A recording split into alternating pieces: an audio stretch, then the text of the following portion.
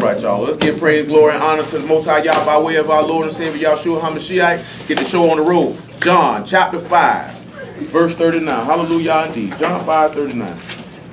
I told you last night we were looking at this here, man. All these dudes talking about this mini Mashiach. These dudes say everybody in here is a Mashiach. Everybody in here is anointed one. Everybody in here anointed one. Why I can't save myself then? How do I give myself the Spirit so I can live forever if everybody's anointed one? That's what I want to know. And then y'all figured it out yet? That's what they tell it though. But I ain't never seen so much hatred for a person in my life, boy. The hatred that they got for this one man. And all he did was lay his life down for you. He ain't do nothing other than that.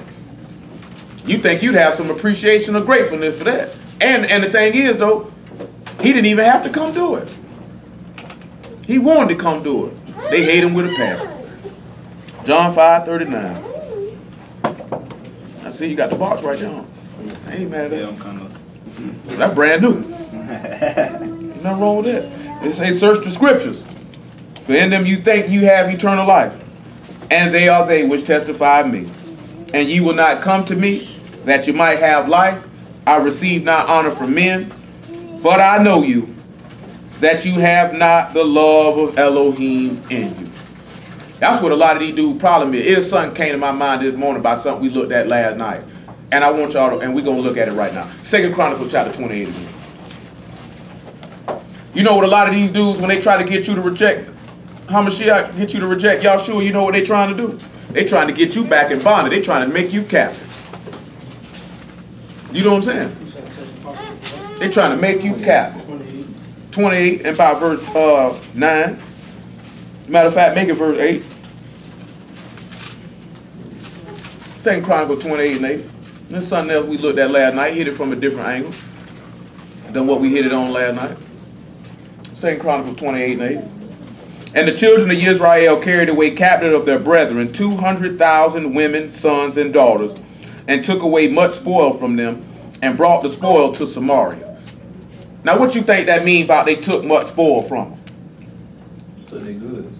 They took their goods. Now again, Brother Goldie just got the thing down. You hold the 2 Chronicles 28 and 8, and let's look at Nehemiah about 5 and 16. And after we look at Nehemiah 5 and 16, get your John chapter 2 about verse 15. And after John chapter 2 verse 15, get your 2 Peter chapter 2 and about verse 1.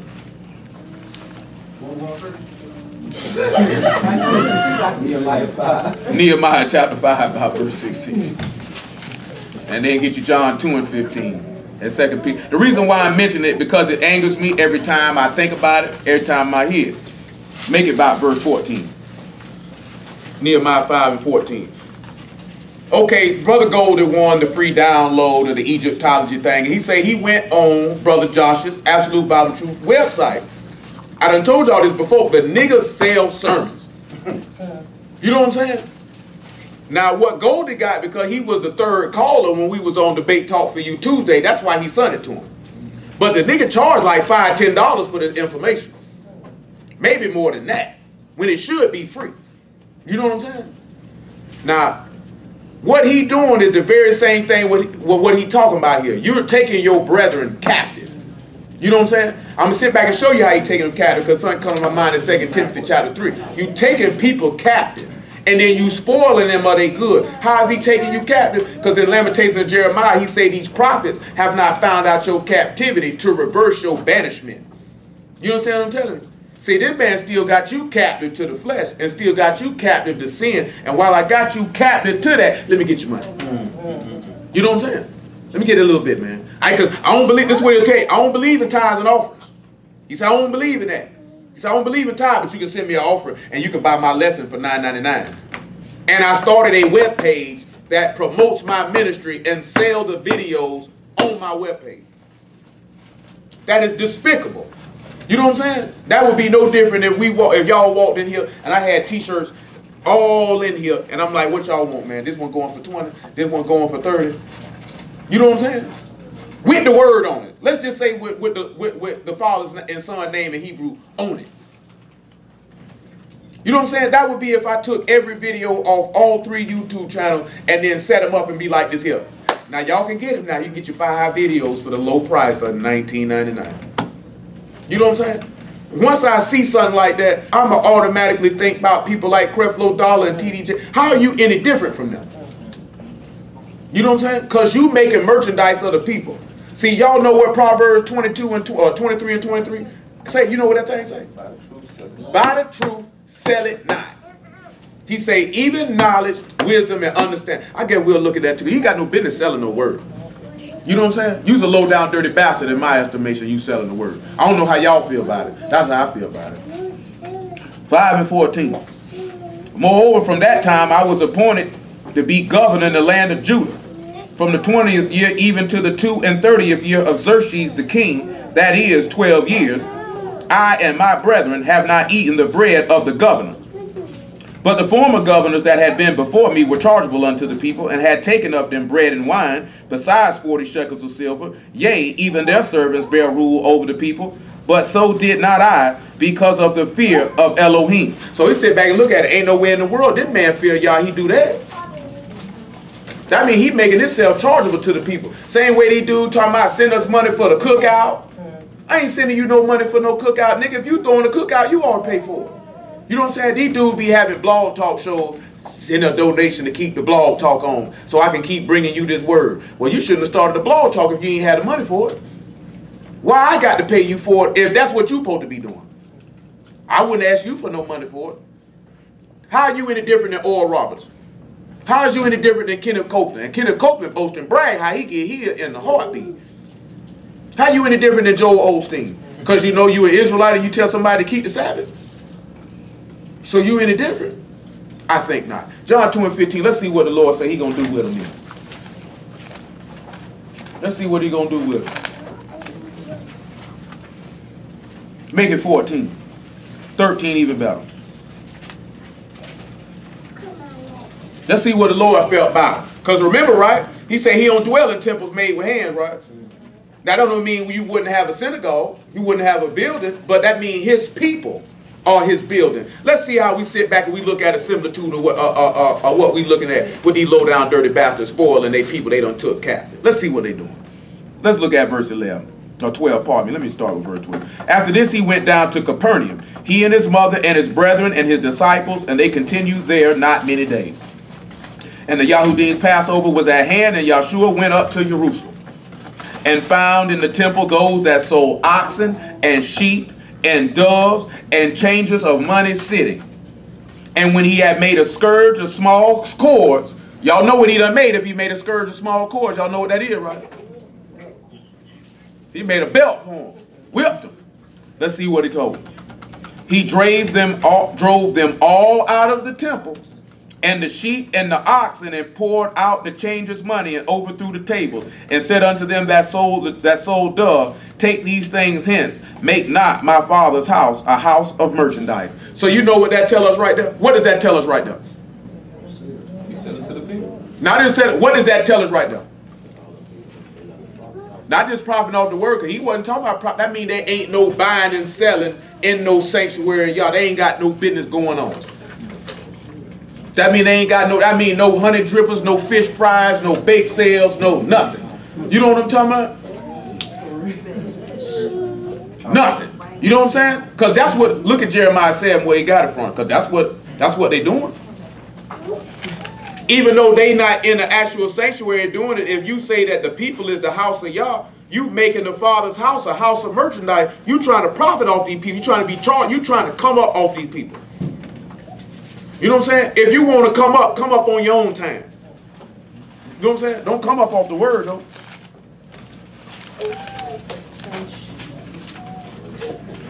Jeremiah 7:10.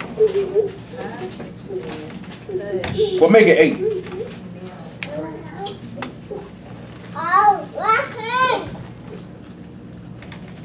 7:8, Jeremiah. Behold, ye trust in lying words that cannot profit. Will you steal, murder, and commit adultery, and swear falsely, and burn incense under Baal, and walk after other gods whom ye know not? And come stand before me in this house, which is called by my name, and say, we are delivered to do all these abominations. Is this house, which is called by my name, become a den of robbers in your eyes? Behold, even I have seen it, saith Yah. We sit back and look at it. We know we didn't read John 5. And about verse 44, when he said what? I come in my Father's name, and you receive me not. If another came in his own name, him you will receive. When we sit back and look at that, Hamashiach say, in 3 days I'll build up this house, but he was speaking of the temple of his body. So that meaning when we read all these things about the house having the Father's name in it, it was talking about the Son the whole time. That's why you know you ain't got to, you can keep the feast days in captivity. That's why you know you ain't got to go to Jerusalem and do it. Because when you keep it in the Son, you keeping it in Jerusalem. Because he is Jerusalem. He is the city of peace. He is the resting place. He the place where you go up to worship at. So now we sit back and look at it. He turned around, he making this man's house a den of thieves. He robbing the people by trying to sell them the word, and garbage word at that. At least if you're going to sell something, let it be top rank caliber stuff. You know what I'm saying? I'm for real though. How would y'all feel if somebody approached you and say, yeah, man, I be preaching and whatnot? You be like, yeah, I got a lesson for you right here, brother. Give me $5 for it. How would you feel? I'm talking about, be honest, man. How would you feel if somebody walk? Because regardless if he putting it up on the website, that's actually what he doing. He just didn't walk up to you and do it. How would you feel if you was in a mall or walk past a strip mall and you see the storefront and it was like, okay, Hebrew stuff, and you was intrigued, and then you walked in there and you seen the dude was selling what he was preaching? You couldn't go nowhere to hear it on your own for free. Like, so what can I hear? Can I hear more of what you're talking about? Yeah, you can hear it. You can get it right there for $20. $20. That's the same way that dude I told you about who went to talking against Hamashiach in Isaiah 53. He write books and he sell them to people. There's nothing wrong with him writing the books, but you do it, you intersperse it with your so-called ministry. You make them one and the same. So you trying to profit off the people.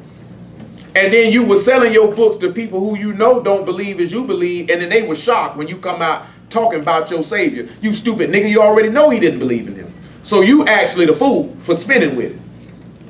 Because don't y'all think before you buy somebody's book, you ought to research the author? You know what I'm saying? Don't you think you should research the author and make sure? Like, how many of y'all listened to that show on Tuesday? Did y'all hear what Sal said? He said the viewpoints expressed by the special guest are not necessarily the views or opinions of the host or the personnel of Debate Talk for You. So he let that be known. Whatever these dudes get on here and say, please know that I may or may not agree with that. You know what I'm saying? But when you go purchase a book and you go read that book and then say you go purchase another one, you need to research who it is write this book for. You've been done found out this person believe in something totally different than what you thought they did. Then you be upset and you've been done got polluted when they throw some of that stuff in there subliminally. Because God, what you know, niggas always throw their viewpoints in their books. You know what I'm saying? They do it now. Come over here to 2 Peter chapter 2. And after that, get 2 Timothy 3:1. 3:1 if I'm not mistaken. See, that's all these men want to do is try to spoil you. That's all they after. They after your cash. It's real easy. When you sit back, man, if you can make something sound real good, or you can make yourself sound somewhat intelligent, and people feel like they like what you talking about, dude, strike on that to get your money. You know what I'm saying? Can't be no fool. I'm telling you, I ain't had no thoughts of talking about it, but man, I just sitting there thinking about it, talking with my homeboy that morning, man, and then remembering Goldie just got that thing. He said, this nigga charge niggas for the word. How you do that? It's 2 Israelite preachers I know who do this. That nigga there and IOG. And the crazy part is he come from IOG.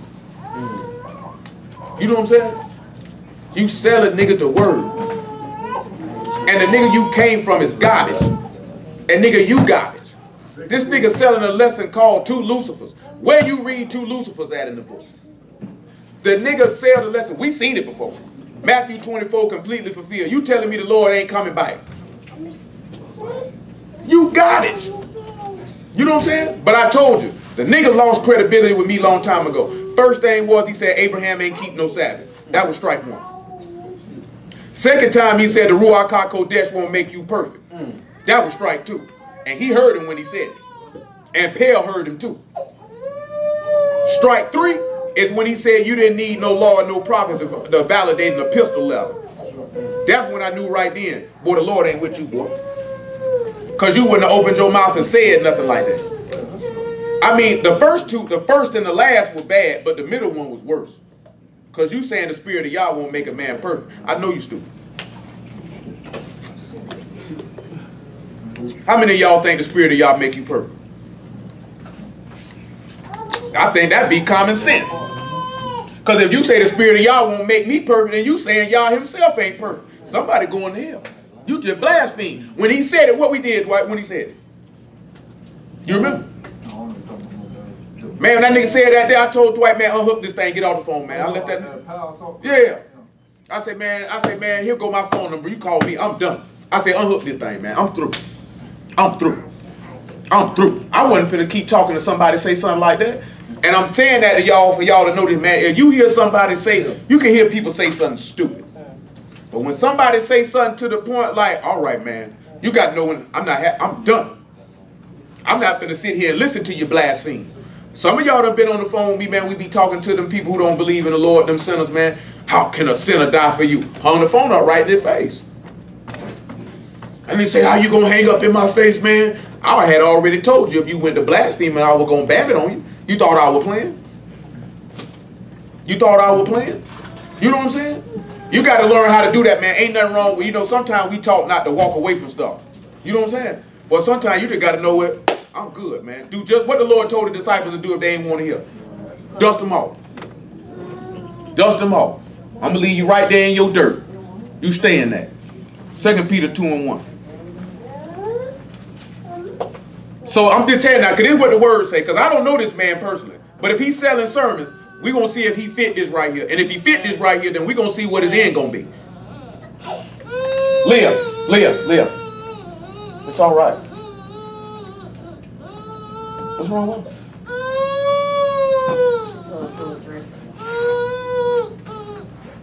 Man, Leah, calm down. 2 Peter 2:1. But there were false prophets also among the people, even as they shall be false teachers among you, who privily shall bring in damnable heresies, even denying the Lord that brought them, and bring upon them swift destruction. How many of y'all think to say there's two Lucifers, you think that's a damnable heresy? If you say it's two Lucifers, I'm going to say that's a damnable heresy because I only read one. And the one I read about give a testimony of Yahshua HaMashiach. I don't see the devil. Because it say when Lucifer come, grave's going to be moved at his coming.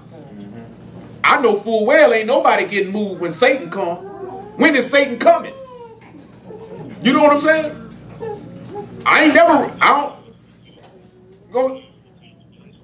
Absolutely. Yeah, it got you thinking the devil Lucifer. They say Lucifer say, I'm going to go into heaven and sit on the mountain of the congregation in the sides of the north. Where you ever see Satan say, I'm going to sit on the head of the body? We know congregation mean body. That mean Israel. That mean the throne of David. Where we see Satan say he going to sit on the throne of David at?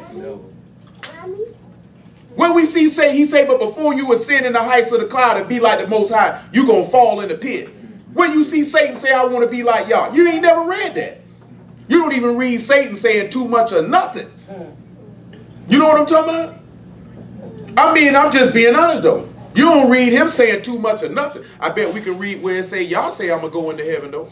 I mean, where it say Yahshua said, he said if I don't go, the comforter can't come. I have to ask you to keep it down. I can hear you all the way out, even with the door, both doors closed. So please keep it down. Thank you. I mean, sit there and think about that. Didn't Yahshua say I must depart and go into heaven? Did them people not want to stone him because he said I and my Father are one, and they say you make yourself equal with Elohim? You know what I'm saying? So we know it ain't but one. Ain't but one son of the morning. Ain't but one day star. This nigga say it's two. This nigga say Hamashiach already came back in 70 AD. He say Matthew 24 fulfilled. It's over. The man ain't coming back. That's a damnable heresy. You know what I'm saying? You say the Ruach HaKodesh won't make you perfect. That's a damnable heresy. I'm talking about this man's words. Ain't nothing I say about it. I'm talking about what he say out his mouth. What he teach. That's a damnable heresy right there. You gotta look at that. But if I walked up to somebody and they told me it was two Lucifers, I say, nigga, prove it. And you can't prove it. Oh, you lying. You lying. You know what we end up doing? We don't want to say a Hebrew Israelite teacher lying unless he come out of New York City. If he don't come out of ISU, PK, or GMS, or that nigga Jermaine Grant, y'all know who he is. We don't call him what he called himself. I don't know what he called it, what a Hebrew name is. I can't pronounce it. If it ain't one of them, then you like, he ain't lying then. You know what I'm saying? He ain't lying then. They can't lie. What's up, man? Why you looking like you want to fight? Go sit down, son. Let's look at verse 2. And many shall follow their pernicious ways, by reason of whom the way of truth shall be evil spoken of. And through covetousness shall they with vain words make merchandise of you, whose judgment now of a long time linger not, and their damnation slumber not. You don't think that man selling sermons making merchandise of you? You don't think that's making merchandise of you? What y'all think? Because we just seen in my shop make whips to whoop these people for doing this. He making merchandise of you. The book say he going to hell. And anybody like it. You know what I'm saying? It's certain things when you know the word, you be able to identify behavior. That's not of y'all. You know what I'm saying? Because Nehemiah said, I wouldn't do nothing like that. I fear Elohim. I'm not doing that. You know what I'm saying? I ain't going to do that. Look at 2 Timothy 3:1. Then we come back to 2 Chronicles 28. He all right? What's wrong with him?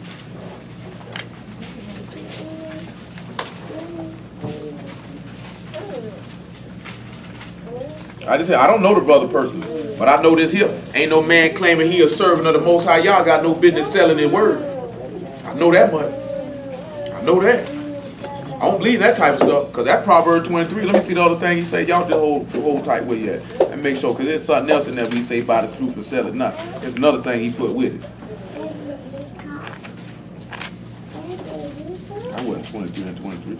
Oh, buy the truth, sell it not. Also wisdom and instruction and understanding. And we know that all scripture is given for instruction and reproof, right? It's profitable doctrine. So if he's selling teaching, he's going to hell. The book just told you not to do that. The book just told you not to sell instruction. You know who else sell instruction? Y'all know another preacher who sell instruction? We know him as the Booty Face Bandit. You know what I'm saying? But that nigga from GOC, they got a school, man, and he charged niggas to go. You got, I don't know how much it is, but it's a few $100s. And if you pay that few $100, you can go to their school and he'll teach you the word. He will teach you damnable heresy. This man say all type of crazy stuff, talking about angels gonna be shooting through portals. You know what I'm saying? He do though. Man, I ain't heard nothing from him in years. You know what I'm saying? But I know I'll never forget that. Do you remember that nigga say angels gonna be jumping through? He said the angel will come through the portal. I ain't tell you, somebody killed themselves after that teaching.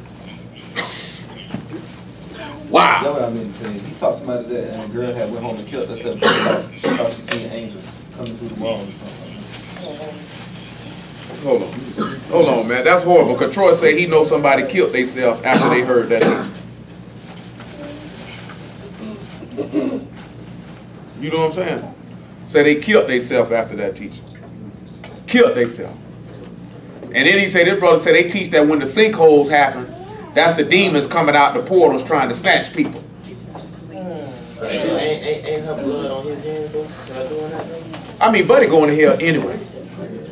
Because this man is sleeping with any and every woman he come across. He had more blood on his hand long before that person went and did that.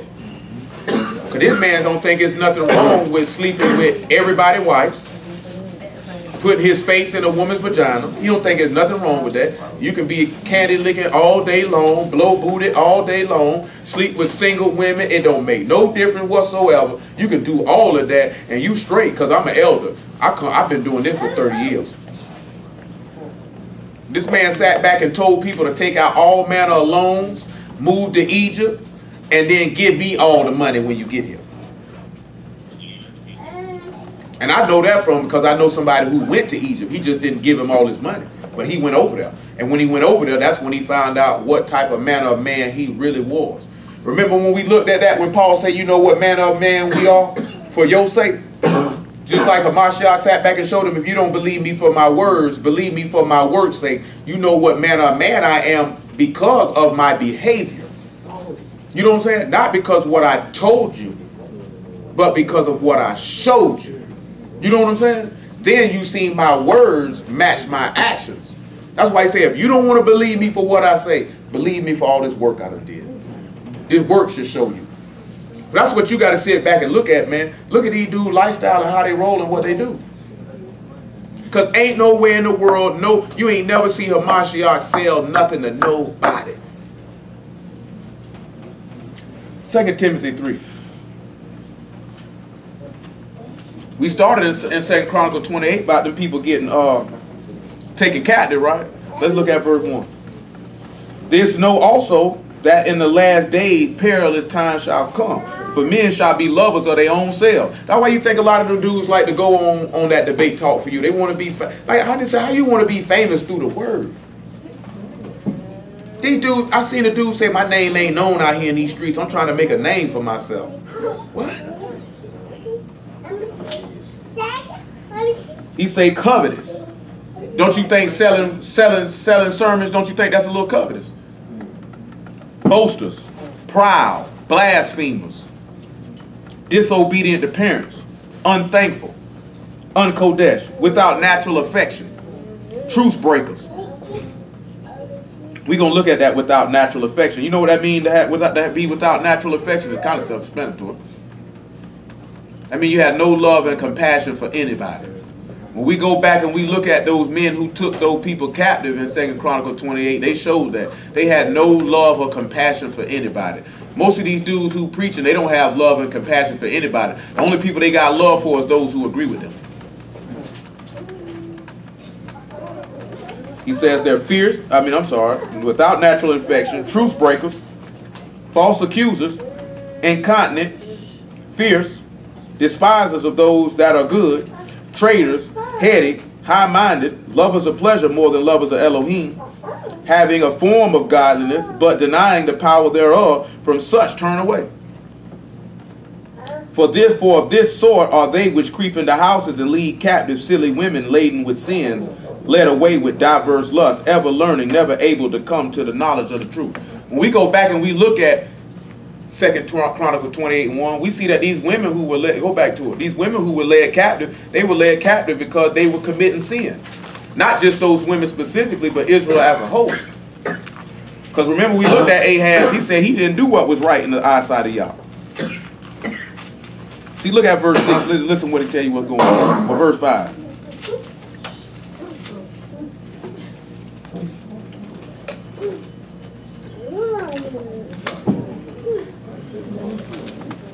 Second Chronicles 28:5.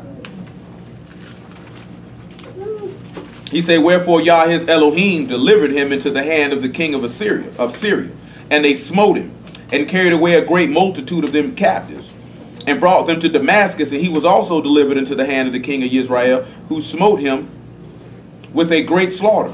For Pekah the son of Remelah slew Judah 120,000 in one day, which were all valiant men, because they had forsaken Yah Elohim of their fathers. And Zechariah, a mighty man of Ephraim, slew Messiah the king's son, and Azaricam the governor of the house, and Elkanah that was next to the king. And we already looked at that these people had been taken captive. Why else would these men be able to take these people captive and spoil them, except that they were committing sin? Because even before he delivered them into the hand of Syria, we were already transgressing. See, somebody, especially women, but the men and all, you got to be careful with these people, man. Because if you laden with sins, you laden with the flesh, you laden with want to do what you want to do, you can mess around and be taken captive by men who seeking to do nothing other than exploit you. You know what I'm saying? Because that's what all these people out here to do. I mean, you sit back when you actually talk about preaching the word of Yah, man, there's no fame and glory in that except for those who love Yah. They going to give you the honor due. I done told you many times before, man, if you've been something to preach, that's all well and good. If you want to get rich, preaching's not the thing to do. You know what I'm saying? I mean, you can preach, but if you want to get rich, you're going to have to find something else to do. You know what I'm saying? You see a dude and he rich off preaching, you got a low down dirty snake. I wouldn't care if he an Israelite or a Christian. Don't make no difference. Ain't no difference. Ain't no difference. Ain't no difference. You know what I'm saying? There's no way in the world somebody should be like this here, man. You know it's something when a preacher always asking you for your money. You know what I'm saying? Or always trying to sell you something. And then you know what most people cop out be? Oh, you got to give double honor to the elder. Man, the preacher should live good. Man, ain't nothing wrong with him. Man, it is something wrong with it. If he ain't got his own stuff and he's not, and it's separate from the word, yeah, something wrong with it.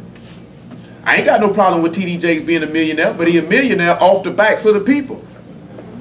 He ain't a millionaire because I had this going on over here, this going on over here, this going on over here, and this is separate from the Potter's house.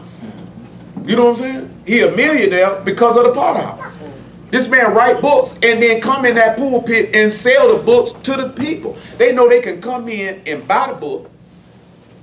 He gonna market and promote the book while he preaching. You know what I'm saying? It's ATM. I always remember, man, my homegirl first told me R.J. Washington had the ATM machines in that church. Boy, I was appalled. And I'm like, you go there? And I ain't know nothing about the word. I was like 16, 17 years old. I was appalled. Like, and y'all go there?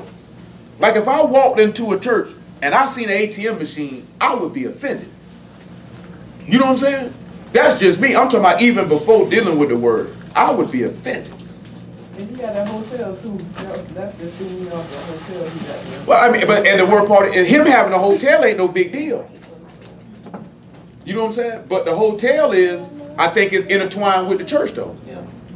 You know what I'm saying? So anybody can go to the hotel. It's not like open to anyone to go get a room. I think anybody can go to it, but I think it's mainly the proceeds of getting it came through what he was doing with the church. Yeah, definitely. You know what I'm saying? There's gonna be so much lusting in that. And that's the word part is, they probably tricking, smoking fakes, everything going down in that hotel. Everything going down in that hotel. Man, you know that hotel ain't gonna be no different than any other hotel in Duval County, cause he ain't gonna turn no money away. Cause guess what? If I had a whole, but see, that's the same time at the same way if it's connected to the church. If let's say I got a hotel, but it's obviously it wouldn't be connected to the congregation. I can't be like, I'm not going to rent a room to such and such people. Because if I got a problem with people fornicating in my hotel, then common sense tell me, don't get in that line of business. You know what I'm saying? Don't get in that line of business, because that's going to happen. Because I'm not going to be there every day to regulate who get a room and what they doing. You know what I'm saying? So I can't do that. So if I'm going to get in the hotels, I'm going to have to understand that people going to commit adultery in them. Might be some faggotry going on. Might be some from fornication going on. People might be smoking marijuana and getting drunk in my rooms. And if I don't want that, then guess what that means? I bet not get no hotel then. I'm going to tell y'all something, man, because I just was talking to T about this the other day. If any of y'all want to run a business, 9 times out of 10, you're going to have to do business with sinners. And you can't be like, well, I ain't going to do this or do that, because you ain't going to have no business. You're going to have to go work for somebody. That'll be like, I can't tell a woman I'm not going to train you unless you got a dress on. You know what I'm saying? I can't dictate what this woman wear. She wears she want to wear. That's her soul. I just need my money. I ain't got nothing to do with that. You know what I'm saying? I ain't got nothing to do with that. You know what I'm saying? All y'all work at jobs that they work on the Sabbath. So you're not going to get a job because the place where you work at is open on the Sabbath? You ain't going to be able to work nowhere. You know what I'm saying? You ain't going to be able to work nowhere. This I was telling T when they're working at the old folks' home. She ain't got nothing to do with them people eating pork there. I can't stop them from doing that. I can't tell you, you can't eat pork. Them people tell me, serve you pork, I'm going to give it to you. I ain't got nothing to do with that. That ain't got nothing to do with me. I can't regulate that. This is not my home. This is not my land. I can't tell them people what to do. And if you sit back and you look at it and you telling people of the world and you want their money and they patronage and you going to tell them what they can and can't do, then you know your market might have went from this to this. Because it ain't many people who live how we live. So you have to remember that. That'll just be like, I ain't selling you no polo shirt because you a homosexual. I don't care nothing about you being a homosexual. You got $40. You can get it. I'm just being honest though. You got $40, I'm gonna send it to you. What you do, that's your perk. I don't care nothing about that. Just let me get my money. You go your way. That's because I ain't gonna look an adulterer in the face or a fornicator and say I ain't gonna sell you no shirt. If you had a retail establishment, do you know everybody coming there? Do you know if they clean and sanctify when they walk in the door? No, you don't know. And I'm not gonna ask either. How much is that shirt? $69.99. After tax, give me $75. Here it is, go your way. I'm just being honest though. I want you to have some perspective, because I know a lot of y'all, because we've been talking about it, you got to know that. It'll be no different. He want to drive a truck. And he going to sit back and say, I want to run a load for a company, and I know they do this here. I ain't got nothing to do with what they do. To fill that load up, so I drop them off, make sure you got my money, though, when I get finished. You know what I'm saying? Because I ain't got nothing to do with that. If you take that line of work, you can't buy no clothes, no car, you can't shop at Walmart, can't go to Wendy, you can't do nothing. You know what I'm saying? Don't go overboard with it now. You know what I'm saying? Now, just like we were talking about, like this here, if somebody come out and say something, like, Jordan came out and said the Lord ain't had nothing to do with my ability. Hulk Hogan said, hey, I'm a racist. And you want to choose not to fool with that individual? I will put it this way. Anybody say something against the Lord, they ought to be cut off on the spot. You know what I'm talking about? I wouldn't care who it was. They ought to be cut off on the spot. You know what I'm saying? Hulk Hogan, that's your personal choice. I ain't messing with it. You know what I'm saying? I'm good. That nigga say, and he said, make sure he's an 8-foot tall nigga. Effing niggas. I hate them niggas. Yeah, I'm a racist. I'm talking about he went hard. That's how you know he ain't know nobody would record, because he was comfortable. You know what I'm talking about? He was comfortable. Whole time that lady was trying to destroy Hulk Hogan, put a sex tape out with him, record them talking about black people. She said, I'm gonna make sure I sink this nigga. You might win that lawsuit, but your career's done. It's over. It should have been over with you 10 years ago. We tired of seeing you. You know what they say, the gimmick, Terry? The gimmick? Well, I had to show it to him. They say the gimmick? You said that nigga came to court, divorce proceedings, full Hulk Hogan. No Terry Bollea. Bandana on. Yeah, brother, all that there. This is a serious matter, sir. This is a serious matter. It was funny because Ultimate Warrior was dying laughing. He said the gimmick. But guess what though? When you look at most of these Israelites, when you catch them, what they be doing on? They be having that gimmick on. Them niggas out there with them Ninja Turtle outfits on. That ain't nothing but a gimmick. You know what I'm saying? You just killed them, boy. Ain't nothing but a gimmick. It's a gimmick though, because guess what? When you don't catch them on them corners on the Sabbath, they don't talk like that. They don't dress like that. You know what I'm saying? Yeah, they got on prop. Man, it's just like what Pop say, man, long time ago, man. He say, man, just don't bob your head to the beat. Listen to these niggas. They characters. They characters. These niggas done took the word and wrote up a comic book and inserted themselves as a superhero. You know what I'm saying? That's what they done. And guess what that ends up doing when you go to talking about the word and people see it? It make them don't want to fool with it. It make them don't want to fool with it. Well, if that's how the living Elohim is, I don't want nothing to do with him. If you can stand out here on the corner and cuss people out, call them sluts and hoes, you know what I'm saying? Tell me I can rape a 12-year-old. You know what I'm saying? Sitting here talking about the white man 24/7. Every time I come out here, it's death to Esau and the white. Every time I see you, this is what you talking about. Man, after a while, I'm tired of that, unless I'm just that angry with white people that would appeal to me. You know what I'm saying? Because after a while, it's gonna get old. You know what I'm saying? You come everybody in here black. Ain't there one of y'all tell no lie. Y'all know them ain't your favorite people on the planet. You know what I'm saying? And if you say they is, you lying. Because you know what they've been doing. That don't mean you had no hatred in your heart. You sit back looking at, man, since I've been alive, all I've seen is this people systematically mistreat my people over an extended period of time and then have the unmitigated gall to look me in my face and tell me get over it. You know what I'm saying? Now, if you don't think that you're going to have a little disdain in your heart for a group of people who would do that to you, you lying to yourself. How could you hang me from a tree, beat my stomach till the fetus fall out, spray me with water hoses, sick me with dogs, murder me in the street while it's on videotape, and get mad at me because I protest and tear your city up? You know what I'm saying? Make laws specifically to tear me down, put crack in my neighborhood, liquor stores on every corner, make sure I can get access to the highest amount of weaponry. All your draconian drug laws are geared specifically to my people. So you can give them exorbitant amount of time in the federal penitentiary. You know what I'm talking about? You try to paint me in the worst possible light possible in every form of media that you have. You know what I'm saying? And then you look me in the face when I say, man, black lives matter. All lives matter. What?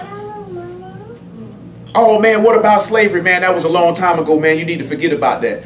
Remember 9/11. Remember the Holocaust.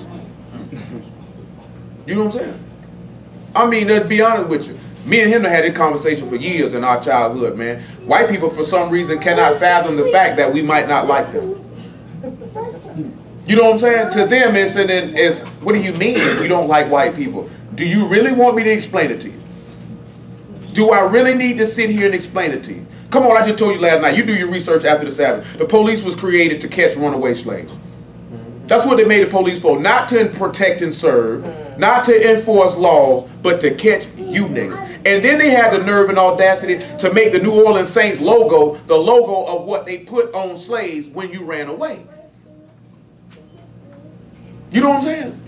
They throw this stuff in our face all the time. And then you know what they did to make you feel better? We give you 1 month, Black History Month.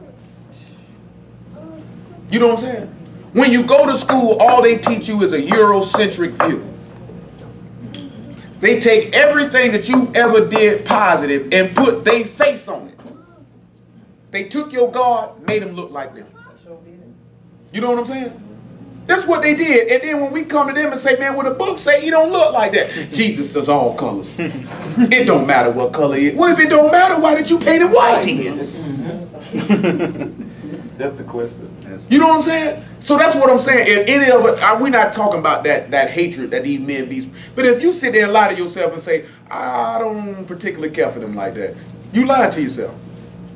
Now, if you got any level of maturity, you'll know you'll judge each of them individually as you come across them. You know what I'm talking about? But we know as a whole in this country, these people don't care for us too tough. Especially those in authority. They don't particularly care for us too tough. We got a lot of odds stacked against us. The thing that really irked me, man, that morning, when I seen that dude said, you love the country? Dude said he loved America. He got mad because a nigga called him a coon. You know what I'm saying? That coon word get thrown around a lot. I'm going to be honest with you. If a black man stand up and say he love America and he would give his life in a defense for it, that is when that application would fit. I done spoke to this man before. He all right dude. Anybody know, I don't throw that coon word around like that there, but you fit it, little buddy. You fit it. That man said, you know why they kill us like that? It's the curses. I ain't putting that on them curses. That's in them people's heart. You know what I'm saying? You're going to have to take them curses. You're going to have to stop using that as an excuse to try to sweep up under the rug that these people systematically murder us and feel like it's not a big deal. And get mad with us when we get mad about it. But when them Iranians snatched by 5 of y'all in the 80s and held you hostage, y'all was ready to drop nuclear bombs on these people. They said, we don't negotiate with terrorists, let's just go over there, bomb them and kill them. But no, you the terrorists. Long time ago, man, Chris Rock had a skit, it was hilarious. He said, man, I'm not scared of Al-Qaeda. He said, I'm scared of Al-Cracker. You know what I'm saying? But all jokes aside though, because Al-Qaeda and ISIS ain't never done nothing to us. Even when you see them story about when the people went to Vietnam and they say, black man, go home. This ain't your war. We ain't got no beef with you. You know, Muhammad Ali is famous for saying, Viet Cong ain't never called me, nigga. You know what I'm saying? These people ain't got no beef with us. It's not no Asian. It's not no Arab. It ain't nobody else but you that's beating me in the head with a pistol. It ain't nobody else but you snatching me out my car, dragging me across the concrete. It ain't nobody but you shoot me in my face. It ain't nobody but you taking me to jail unlawfully and I'm sitting in here 10, 15, 20 years and then you find out, oh, you're not guilty. Here's a couple $100,000. You know what I'm saying? It's you doing that. It's you doing that. It's you that had the predatory lending practices that sunk the economy and then tried to make it seem like it was black people's fault when you know what you were doing. Oh, they bought homes which they couldn't afford. Y'all didn't even peep how they tried us like that when the housing burst bubble. They blamed it on us. Say you poor black people bought houses you couldn't afford. No, you gave out loans knowing these people not experiencing this. You knew what you were doing.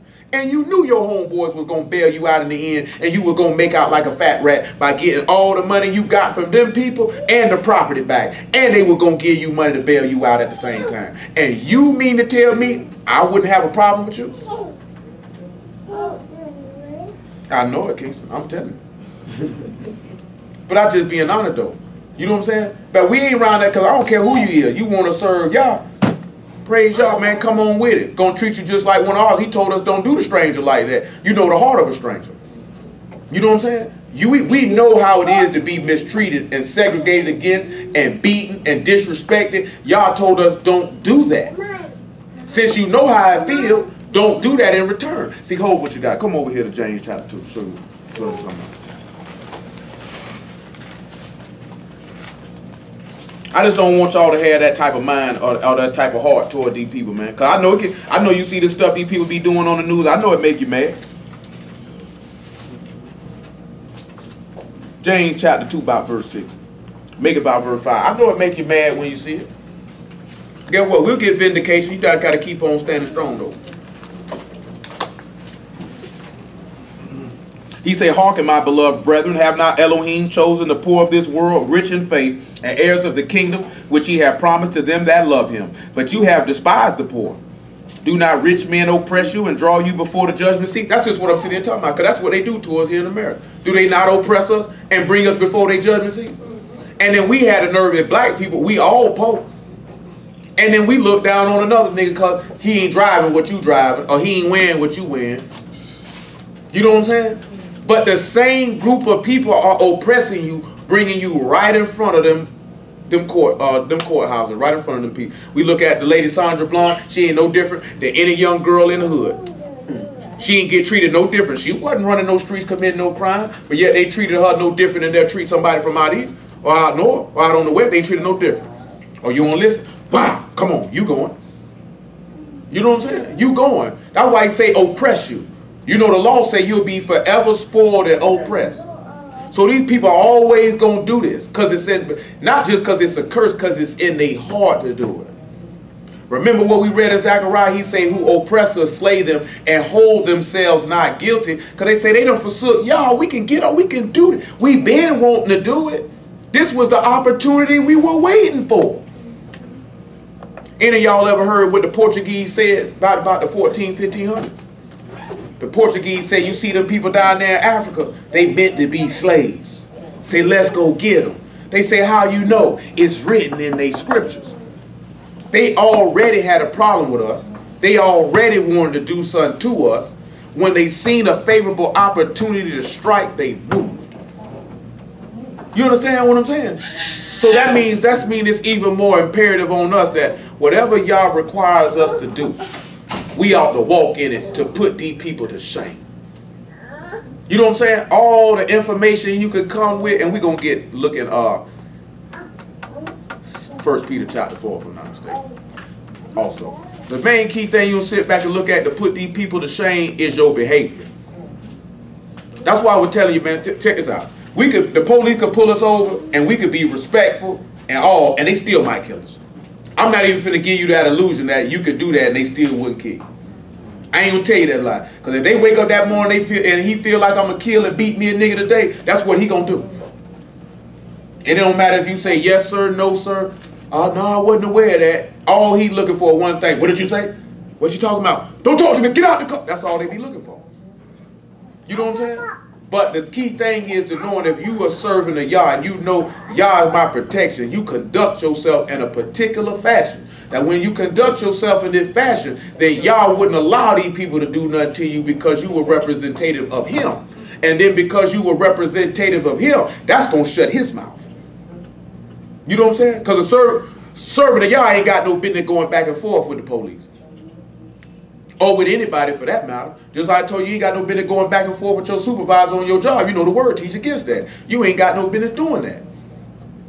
If you say you in subjection to the Lord, then you're supposed to be in subjection to all those who got authority over you, because he the one put them there.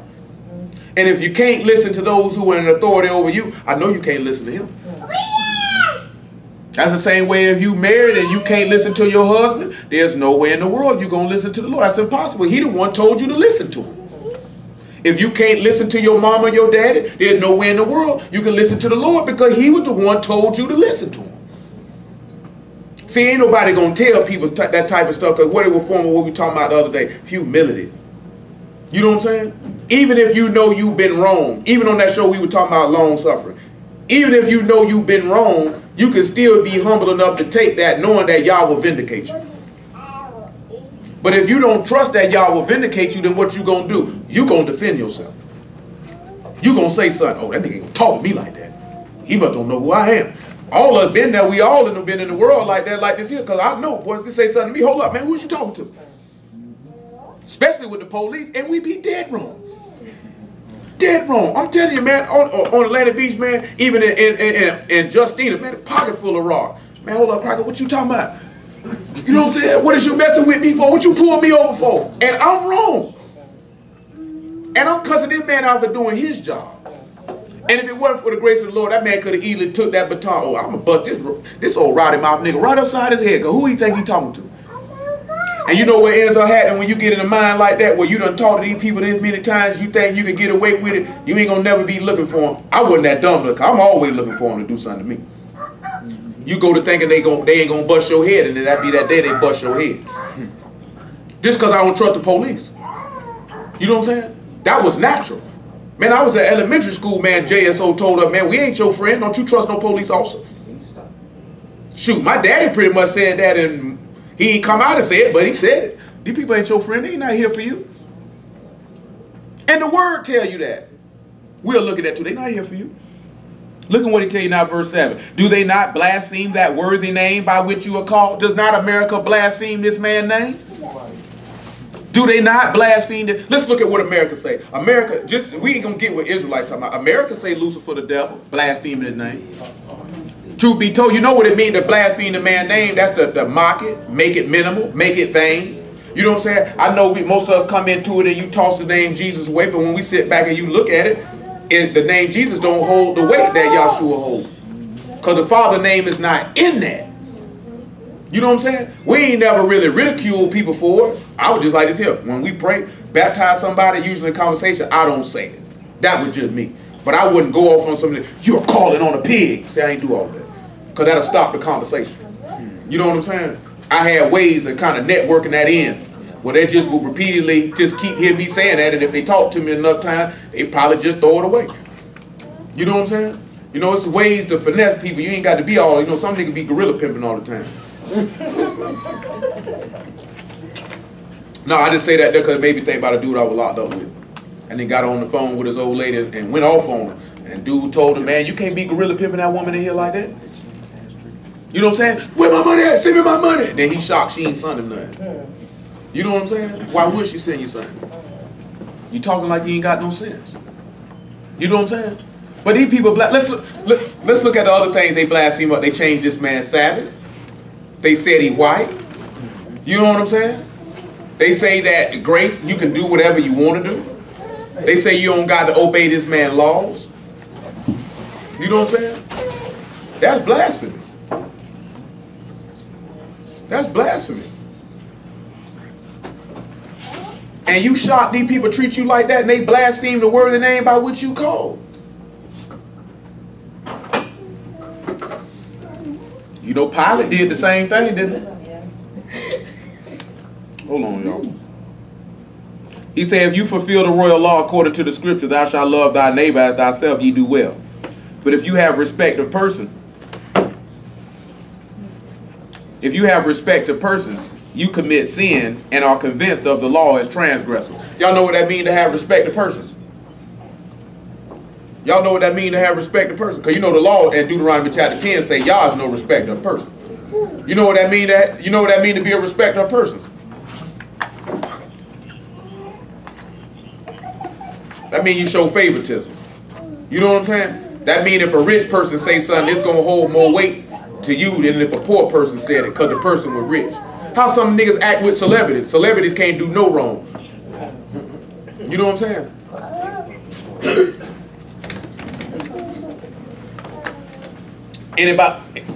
Anybody else do it, and it's like this here is not a big deal. Let's look at this here.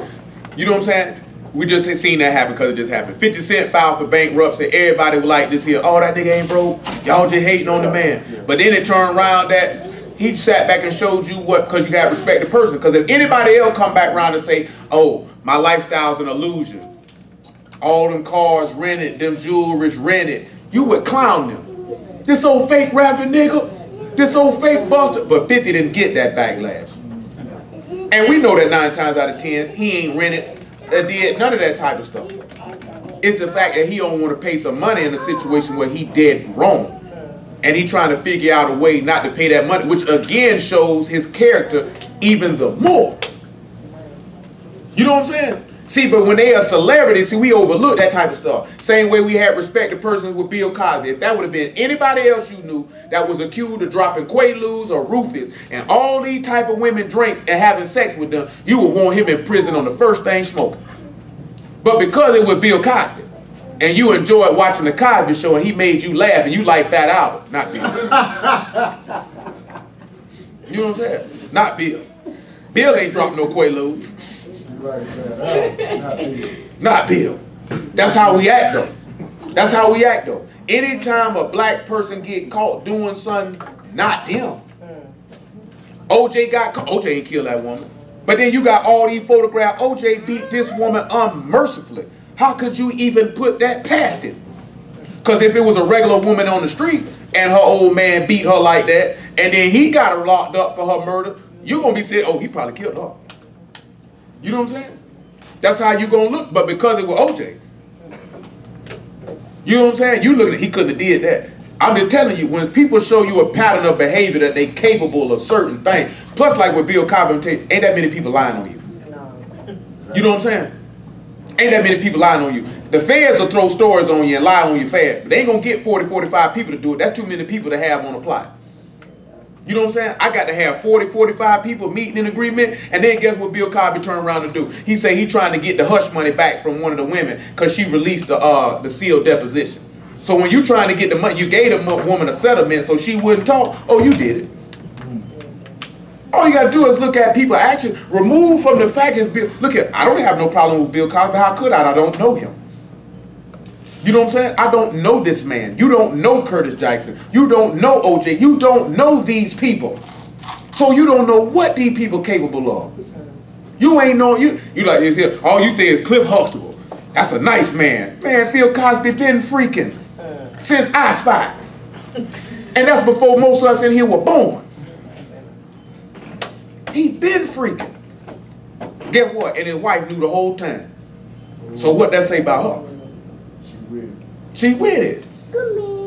She with it. That's why I be telling y'all about be careful about the people you be having dealings with and the type of sins they be getting in. Because you sitting right there with them, you condone it. That means, guess what? If Camille knew he was dropping Quaaludes in them women drink, you just as guilty in my opinion. Because you knew he was doing it. But guess what? You got a gravy train coming. You know what I'm saying? Got a gravy train coming. You just sit back and look at this, man. These people be blaspheming the name we call by on a regular basis. Even these Israelites. It's an Israelite standing on the corner somewhere in America getting this man named blaspheme. You know what I'm saying? Not only by what they saying out their mouth, because their life is contrary to the word. Y'all know you can blaspheme that man's name like that, right? You know if this man's words say do this and you do that, you blaspheming his name, right? You know you worthy of death on that, right? Let's finish this what we came here for. He that said do not commit adultery. I'm sorry. For whosoever shall keep the whole law and yet offend at one point, he is guilty of all. For he that said do not commit adultery said also do not kill. Now if thou commit adultery, yet if thou kill, thou art become a transgressor of the law. So speak ye and do so as they that shall be judged by the law of liberty. What you think that mean when he say the law of liberty? What you think he mean? We talked about it a little bit last night. What you think he mean, Dwight, when he say law of liberty?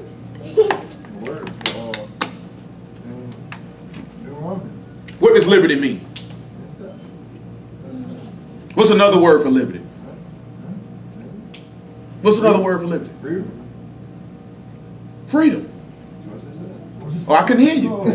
I mean, my bad, I couldn't hear you. So that's why I'm looking at it. I didn't know you said something. Man, put some bass in your voice.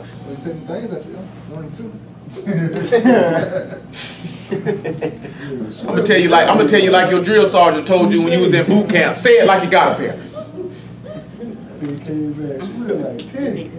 Now we know in 2 Corinthians 3, he say, "Where the Spirit of the Lord is, there is liberty." He say, "If you continue in my doctrine, you my disciples indeed, and the truth will do what? Set you free." See, when we sit back looking at, when we turn around and we look at it, because we finna sit back and look at the truth setting these people free in 2 Chronicles 28, because they had been taken captive and then they had been spoiled. Because we looked at it. What did the thief come to do? But to steal, but to kill, and to destroy. He said if you knew when the strong man was coming, you wouldn't have suffered him to come in your house and spoil your goods. You know who got their house broke into and their goods got spoiled? King Zechariah when Babylon came. They came, if he would have known the word and knew what was coming, Nebuchadnezzar wouldn't have been able to come in there and break in his house and take everything he had. You know what I'm saying? When we sit back and we look at it, if we not on guard and we not on point and we not watching and we not walking in the word, then Satan can come in and take everything you got. Take your peace, take eternal life, take the word, take everything, and you left swept and garnished. You know what I'm saying? You have to look at that type of stuff, man, because these wolves on the prowl. Because that's all this nigga doing, trying to prowl, selling sermons. You know what I'm saying? He on the prowl. I'm talking about, man, look here, man. The Lord probably ain't going to have me do it because I wanted to get him. I wanted to call him out. I know Kip, remember? I was going to call him out. The Lord said, don't call him out. I was going to get on South Show and call that nigga by name. Like, man, dude told me you don't need no epistle, no law, no prophet to validate the epistle letter. His name Josh from Absolute Bible Truth. That's the stupid nigga that said that to me. You know what I'm saying? But the Lord said, don't do it. I ain't want no debate. I just wanted to let him know I know about you. You know what I'm saying? See, he know like I know. Sometimes you don't want no debate. You don't even want no fight. You just letting him know I know about you. And don't nobody else know. You and I know. Like what Park said. You can tell the people you roll with whatever you want. You and I know what's going on. Straight up. You know what's going on. I'm just letting you know. You can take it. We can do whatever you want to do. Like you said, we can handle this like gentlemen and we can get into some gangster stuff. It's up to you. But I'm just letting you know I don't respect that dude. Period. You know what I'm saying? You ain't got many times with me, man. I give a man his respect. You know what I'm saying? I know I don't be. You know what I'm saying? I don't be around here. You know what I'm saying? I don't be going around like this here disrespecting people. I have no respect for him though. None. None whatsoever. Look what the next thing he say. For he shall have judgment without mercy. They that have showed no mercy, mercy rejoice against judgment. That's why you ain't ought to be walking around here with hate in your heart. That man said if you don't show no mercy, you ain't getting no mercy. Why you think David got mercy? Didn't he show mercy to Saul many times he spared his life? When David, why you think when it turned around when David did what he did, why you think he got? That's why he said, let's go look at it. Mercy rejoice against judgment. Let's look what I'm talking about. What it is, 2 Samuel. What do we say? 1 Samuel about 26.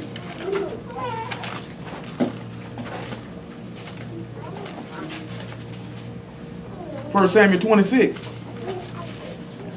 About verse 16. After we look at 1 Samuel 26 and 16, I think we'll look at 2 Samuel chapter 12.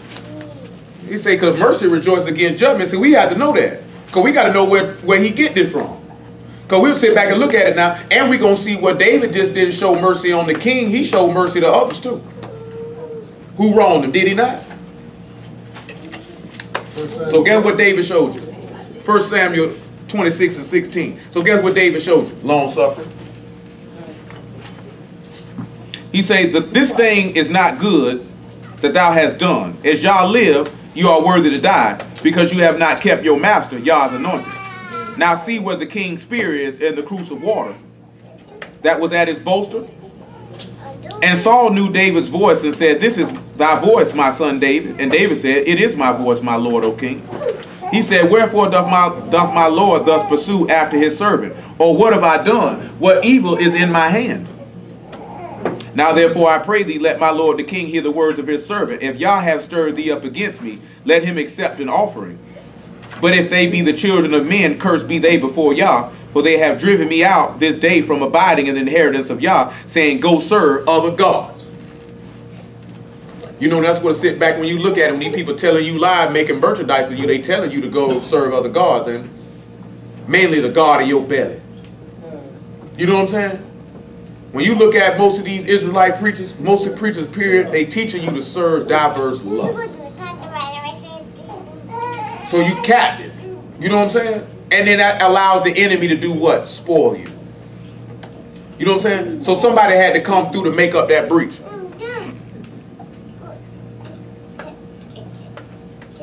Let's look at it then first. Look at verse 20. Now therefore let not my blood fall to the earth before the face of Yah. For the king of Israel has come out to seek a flea as when one doth hunt a partridge in the mountains. Then said Saul, I have sinned. Return, my son David, for I will no more do thee harm, because my soul was precious in thy eyes this day. Behold, I have played the fool, and have erred exceedingly.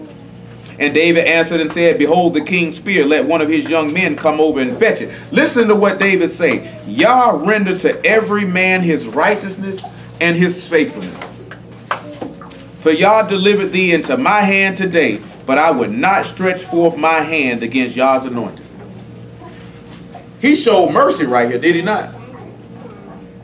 Let's look at another place where he showed mercy in 2 Samuel 16 before we look at 2 Samuel 14.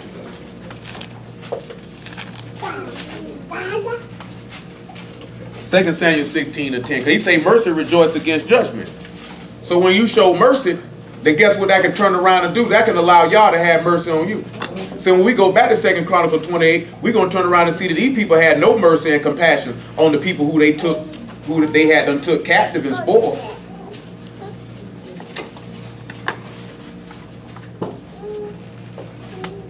Second Samuel chapter 16, verse 10.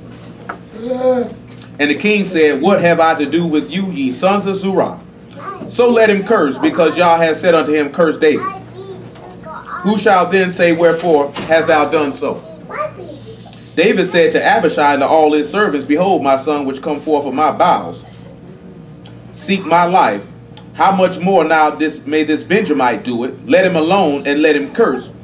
For Yah hath bidden it, and it may be that Yah will look on my affliction, and Yah will requite me good for this cursing this day. Do y'all know what he ended up doing for this man who cursed him? Y'all remember what he did for this man who cursed him? He didn't kill him, right? Come over here to 19th chapter and the 17th verse. See if y'all remember what this linked us to when we seen. You all right, Kingston? All right. I see you and your mama matching, huh? Yeah. You and your mama matching.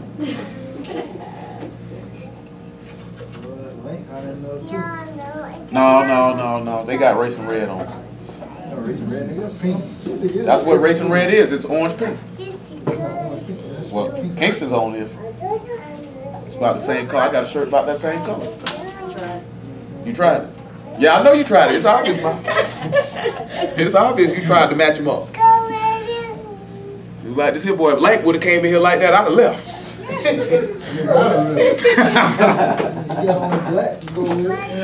I just would have left. I'm going home, man. I'll talk to y'all next week. Y'all around here coordinating. We might as well go on and get these $98 and get the food ready for the feast and get it over with. Y'all would have came in, man, they'd have came in here, all three of them coordinating outfits like that together. I'd have put the $98 up. It's over with. First thing Monday morning, I took off. Straight up. I took off. Throw a big old party. And Brian looking like this here, y'all ain't gonna throw no party. Y'all ain't throwing me on no grill. Say, bet y'all lying, you better cater. Say, y'all get tired of this here. I told him what happened though. He messed around and showed us he was the grill man.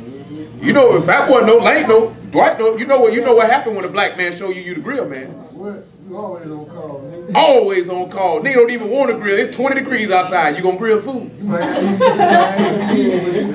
You say you gonna grill the food? Man, it's cold outside. I'm saying though, I buy the charcoals and the meat. You gonna grill it? They say nigga buy everything. He ain't got to do nothing. We just want you to cook it.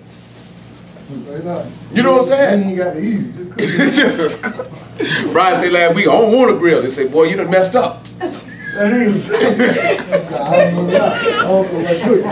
He told him that. He said, oh, I don't feel like cooking. Say, you done messed up. Boy, you mess around through that chicken and them burgers on this. Oh, boy, we got us. I'm talking about he like this here. He say, boy, you got to do this here with the meat. Oh, this nigga know what he doing. You know, most of us just season them up and you know what I'm talking about? Put them on there, let him cook. Brian dropping techniques. Oh, yeah. I said, we gonna put this nigga to work, boy. They say, you ain't got to buy nothing. You ain't got to buy the food. White said, you ain't even got to do nothing. You can bring the grill to my house. Just bring the PlayStation. You know it's there. He's... That nigga some trash. Hold on. Before we continue. Well, that nigga else some trash. That nigga else some trash. Yeah, but this week we really find out.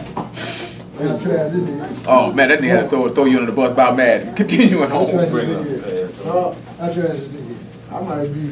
Whoa! Whoa! Oh, you mad? Look at that. 2 King 19 and 17. That's low blow.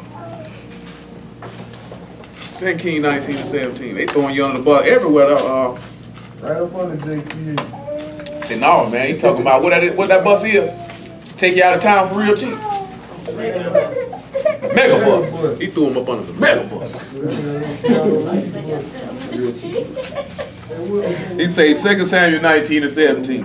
There were 1,000 men of Benjamin with him, Ziba, the servant of the house of Saul, and his 15 sons and his 20 servants with him. And they went over Jordan before the king. And there went over a ferry boat to carry over the king's household and to do what he thought good. And Shimei the son of Gera fell down before the king as he was come over Jordan, and said unto the king, Let not my lord impute iniquity unto me, neither do thou remember that which thy servant did perversely the day that thou my lord the king went out of Jerusalem, that the king should take it to his heart. For thy servant doth know that I have sinned. Therefore, behold, I am come the first this day of all the house of Joseph, to go down to meet my lord the king. But Abishai the son of Zeruiah answered and said, Shall not Shimei be put to death for this, because he cursed Yah's anointed? Remember, we looking at Mashiach too, right? We know from 1 Samuel 16 and 7, David was anointed too, right? And the Spirit of Yah came on David right there. Do you know that David is the only person where you don't read the Spirit of Yah coming off of him?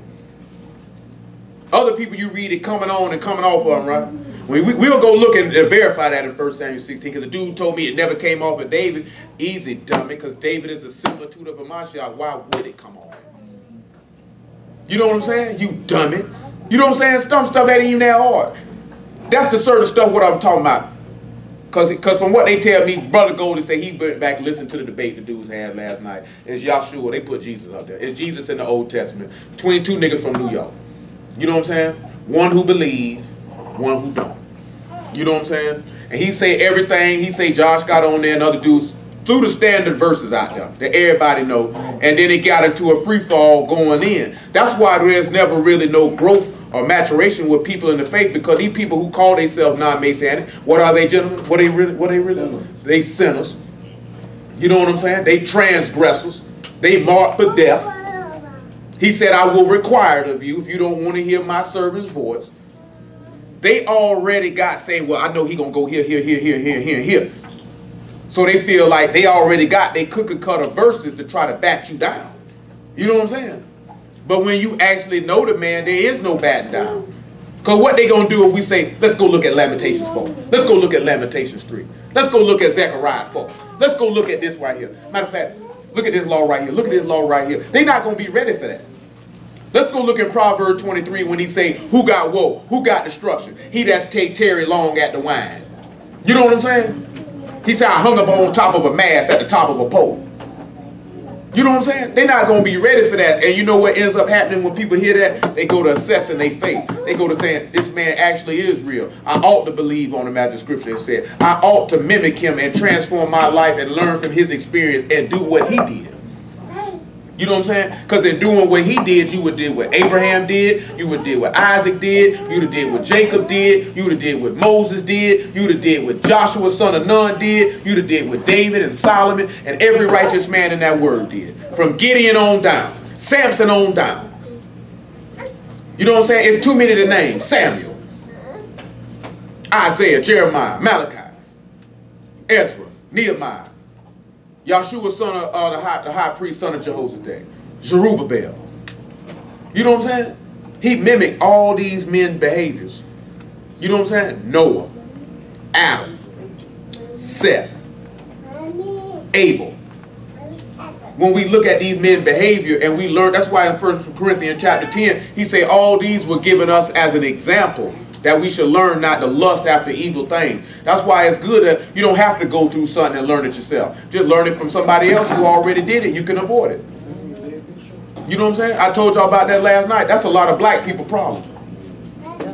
We want to go through it ourselves. I got to do it for myself. I got to learn it myself. Why would you have to learn it yourself if I'm telling you how it's going to end before you even start? You know what I'm saying? I'm sparing you from that. But you know what? We stiff-necked in rebellion. We got to beat our head up against the wall. Look what the next thing he say. David said, what have I to do with you, you sons of Zariah, that you should be this day be adversaries unto me? Shall there be a man put to death this day in Israel? For do not I know that I am this day king over Israel? So this man blasphemed the king, and the king forgave him. What does that go along with what Mashiach told us? We looked at it in the past. Who remember what that go along with? He blasphemed Yah's anointed, and he was forgiven. What does that take us back to? Something that the Lord said out of his mouth. Didn't the Lord say all blasphemy against the Father and the Son would be forgiven? But he that blasphemed the Ruach HaKodesh, he never have forgiveness. Now we see where he get this from, because you just seen this man just said he blasphemed Yah's anointed. Shouldn't he die? He said, no, he shouldn't die. You'll live. He showed mercy to this man. And not only that, you sit back and see how Yahshua is the Mashiach, because he's showing a similitude of the same behavior of another anointed of Yah. He's showing the same behavior. He's showing the same behavior. Let's look and see if he got mercy. 2 Samuel chapter 12. After 2 Samuel 12, Isaiah 55. 55 and 1. Isaiah 55 and 1. 2 Samuel chapter 12. Look at it about verse 1. Now what did David do, y'all? I know y'all know what he did, but I got to hear you. What did David do? He committed adultery. And what else did he do? And he murdered. And he murdered. And he blasphemed too. Yah sent Nathan unto David. And he came unto him and said unto him, there were two men in one city, the one rich and the other poor. The rich man had exceeding many flocks and herds, but the poor man had nothing, save one little ewe lamb, which he had bought and nourished up, and it grew up together with him and with his children. It did eat of his own meat, and drank of his own cup, and lay in his bosom, and was unto him as a daughter. Hold what you got. Think about it. Think about verse 3. Think about verse 3 one time. Just think about it. Anybody got an idea what this verse 3 could be talking about? I'm going to read it again. The rich man had exceeding many flocks and herds, but the poor man had nothing, save one little ewe lamb, which he had bought and nourished up, and it grew up together with him and with his children. It did eat of his own meat and drank of his own cup, and lay in his bosom, and was unto him as a dog.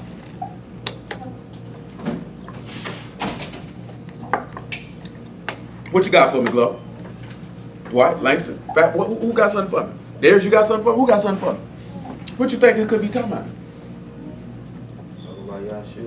Come on, man. Yeah,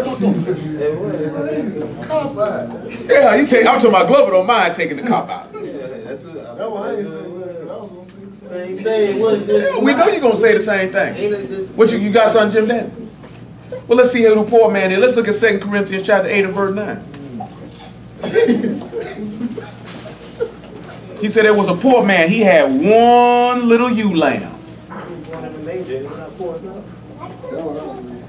Hey, yeah, you know you're pretty poor. You're pretty humble laying in the manger, right? Yeah, people don't do that. So was he right? What, saying this Yahshua? Yeah. I was right. I mean, come on, man. Of course. Hey, she was tripping one day. I said it. She thought I meant something else when I said it. I had to tell her where we grabbed that from, because that was hilarious. That nigga walked up to dude, that Jamaican dude, that nigga say, do you smoke marijuana? Of course! You know what I'm saying? Then he turned around, what he told him. He talking about, you probably eat vagina. Poor. I'm talking about buddy went hard when Cud told him he couldn't smoke that weed. They was over there in England after he asked that Jamaican dude, did he smoke weed? That nigga looked at him and said, of course! 2 Corinthians 8. 8 and 9. Well, it was funny though, because he called Ricard out. Little did we know, Ricard around here eating every vagina he come across. He said it with conviction, like, how dare you even ask me that? Do I smoke marijuana? Look at these lips. Look at my fingers. Do you not smell it off my clothes? He say, for ye know the grace of our Lord Yahshua HaMashiach, that though he was rich, yet for your sakes he became poor, that ye through his poverty might be rich. Hold on. Thank the Lord. I love the way I ain't working. Remember what we looked at last time? I said 2 Corinthians 8 and 9. He said, you know the grace of our Lord Yahshua HaMashiach, that through his poverty, that through his poverty we were made rich, right? Do y'all remember what we looked at to see somebody who was made poor so somebody would be made rich? Y'all remember what I mentioned that to y'all not too long ago. Y'all remember that? Who was made poor that somebody could be made rich? Exodus chapter 12.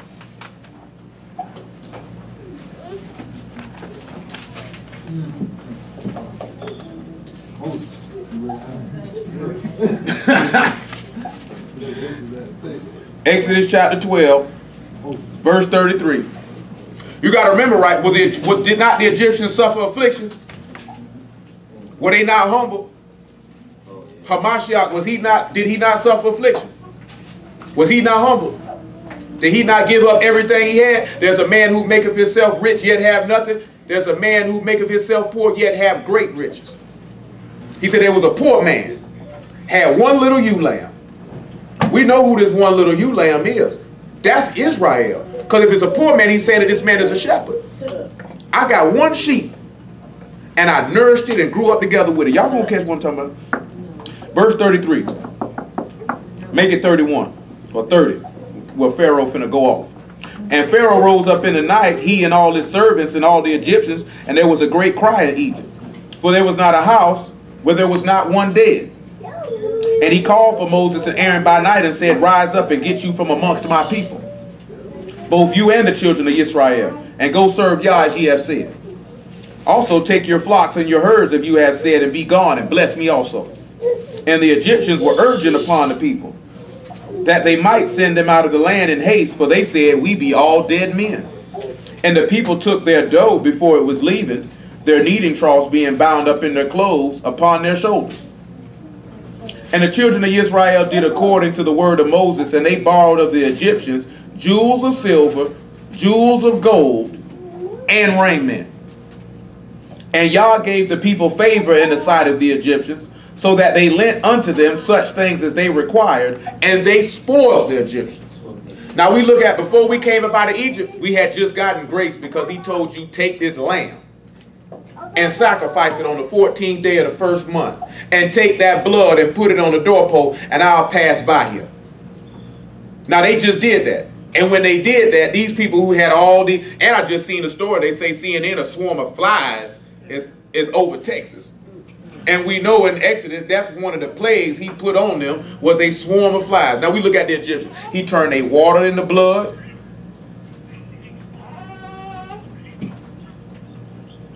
He turned the water into blood. He made it go dark, except in our area. He killed all their cattle. He put the swarm of flies. He sent locusts. You know what I'm saying? What else did he do? He killed their firstborn. You know what I'm saying? He did all of these things, which is a form of affliction. Because remember, if they would have went through the Red Sea and been baptized, they would have had a better chance of becoming the sons of Yah than we did, because we didn't go through nothing. You know what I'm saying? We didn't go through nothing. They were afflicted. They were humble. You know what I'm talking about? We look at a Mashiach. Guess what? He went through what? Them 7 abominations, them 7 plagues. Gave up everything he's had, even his life. He gave all that up so we could be rich through him. Those riches being the things that pertain to Elohim, not the things of this life. Though you can be allowed to have the riches of this life if Yah see fit to give it to you. A lot of times he keeps stuff back from people because you can't handle it. Not because he don't want you to have it, because you don't have the mental or spiritual maturity to handle it. Because most of we already had a discussion. If somebody were to walk up and put $1 million in them and everybody lap in here, probably 3/4 of everybody in the room gonna be broke in about 6 months. You know what I'm saying? Especially if you ain't too rooted in the word, you might be like, shoot, boy. No, we had this conversation plenty of time, but they already know, boy, more money you get, more sins you got access to. You know what I'm saying? If you ain't mentally and spiritually grounded, you'll get loose. You can be like, shoot, boy, I've been walking in the word, that $1 million in your lap. You like, shoot, boy, I get a $1/4 pound of the best weed I can get. You know what I'm saying? You go to sit back, now you got these, now he's like, this here, boy, I can go get this type of car. You know what I'm saying? Now you pulling up in the 600 Benz, or you pulling up in the CLS, you pulling up in the Lex. You don't went and got you a Bentley, and now all of a sudden whores are popping up everywhere. You know what I'm saying? And they willing to do whatever it is you want them to do so they can get in that passenger seat. And get what you talking about. I know I say I love the Lord. Go and get in, girl. Bring both your friends. See, y'all don't think, you don't think that you would do them type of things. You know what I'm talking about? But guess what? Some of y'all women, y'all sit back and look, I can buy this house, I can buy this, I can buy that. Because most of the time, y'all ain't going to be buying nothing to make no man go turn around and be like, here's my penis for sale. You know what I'm saying? Because he offering if you ain't got nothing. You know what I'm saying? You could be riding on the bus and he like, this here, just free penis here, take it how you want it. But at the same time, y'all could be exposed if you're not spiritually and mentally grounded of a man trying to play up under you to get what you got. You know what I'm saying? To pretend like he want to serve y'all. To pretend like he want to do this here. Now he done got you. You know what I'm saying? Slide, he feel like if I could just get up in there with her and get in a draw one time and blow all in her booty, do some old freaking stuff, she'll buy me whatever I want. That's how these young niggas think these days though. They ain't sitting back thinking about, I want to do something for her, I want to buy this for her, I want to take care of her. They figuring out a way, how can I freak her to get her to take care of me? You know what I'm saying? Why you think these young dudes out here talking about blowing booty and all that type of stuff? They ain't doing it because they freaking, they doing it, I do all that there, she'll move me in. She ain't gonna never tell me to leave. I'm doing all that there. I can just stay at the house, play Madden all day, go pick her up from work in her Lexus. You know what I'm saying? That's how they living though. That's just what happened with this lady who got her baby missing. You left your baby with a man that ain't even his daddy, and he come to pick you up from work in your car with your baby. You got to be stupid. Because ain't nowhere in the world you got no business a man you ain't even married to watching your child that's not his picking you up from work in your car. And he live in your house. That don't even make common sense. You know what I'm saying? That's why I'm just sitting there saying that, because some of y'all get that money, you go to get, and you'll be naive, and you thinking, oh, he really likes me. Yeah, he really like you. Till he get that poutine pie. And he good and gone. Once he get what he want to get up out you, he gone. And some of y'all done been done like that in your lifetime. You know what I'm saying? Messing with dudes that once he got what he wanted up out of you, he was gone. And you was sitting there shocked, hurt, all men are dogs, I thought he loved me. No, it was just because you were dumb. You know what I'm saying? Because you didn't sit back and look at this man for who he was. You looked at him for the illusion that you crafted of this man, that you wanted him to be. Same way how we do here in America. We want to see them how we want to see them. They don't hate us. They really love, they really care for. It's no different than a woman. When you got your emotions tied into somebody, you don't want to see it for what it really is. You know what I'm saying? Men do it too, just not as on the extreme. Because don't think men don't get got. They get got all the time. That's why you hear them always screaming, man, old gold diggers, I can't stand them. You knew she was a hoe when you met her. You knew what she was after when you met her. How you mad you done walked in the house, she got 3 of your friends, they having an orgy in here. How you mad? You knew this. You knew this. I can't believe it, bro. She slept with my homeboy. You couldn't tell that when you met her. Did you see how she was dressed when you met her? If she, when you met him. That's even the worst. I never understood that one. How you gonna try to holler at somebody and they got somebody? He think he gonna be faithful to you. You know what I'm saying? Come on, man. I never understood that one. I'll take your man, now he my man. And you know what? I'm glad you said, because it made me think about it, because I was in the car the other day, man, that Nelly song with Kelly Rowland was on, and he said in that song, I think it's gangster how you pick me up in his 2-seater. And I'm thinking to myself, no, she's a foot dragging whore. You know what I'm saying? She ought to be shot. You know what I'm saying? I done had 2 women propose that before, and I never looked at them the same afterwards. You know what I'm saying? Never looked at him the same afterwards. She was like, yeah, the nigga let me hold his Lexus. You want to ride with me? And I'm sitting there thinking, if you'll do that to him, you'll do that to me. No, I'm good. I don't want to ride with you, because I don't want to be riding with you. And that nigga be like, he done called his homeboy, and his homeboy sees us, man, your girl got a nigga in the car. And he been done jumped in another whip and tried to find you and shot both of us dead. You know what I'm saying? See, that's how I'm thinking. Nigga gon' what? He don't care nothing about putting bullet holes in that car. I'm gonna kill you and him. And I told the other one, man, it was somebody she knew driving a car of a man who she knew I was friends with. Now what I look like riding with you in this man car and you know we friends. Say a lot about your character. I never look at you the same. I'll never look at you the same. I just don't understand. It's the worst part is people think that's gangster that a woman come pick them up and drive them around in another man car. That says a lot about you. That says a lot about you as a man too. What type of dude you is? And you don't think once you get her, she ain't gonna be driving nobody around in your two-seater? Well, she ain't gonna do that, huh? See, she did that to him because, see, he was a lame. See, she done got with the real. She ain't gonna do that. No. You sound like a fool. That's what they say, though, Adam. The next thing you know, they be like this here. They done came home, she had a hot dog in her mouth. And I ain't talking about no Oscar Mayer. Now he ready to kill himself. I'm saying a lot of times when you see these dudes, I know it sounds funny, but all serious though. You see these dudes, they been done shot that woman and shot themselves because they been done put all that, invested all that thought in that woman and thought she was this when you know she wasn't a respectable, honorable woman from the jump. You know what I'm saying? Then you find out that she is exactly who you knew she was. Now you want to do something to her or do something to the dude.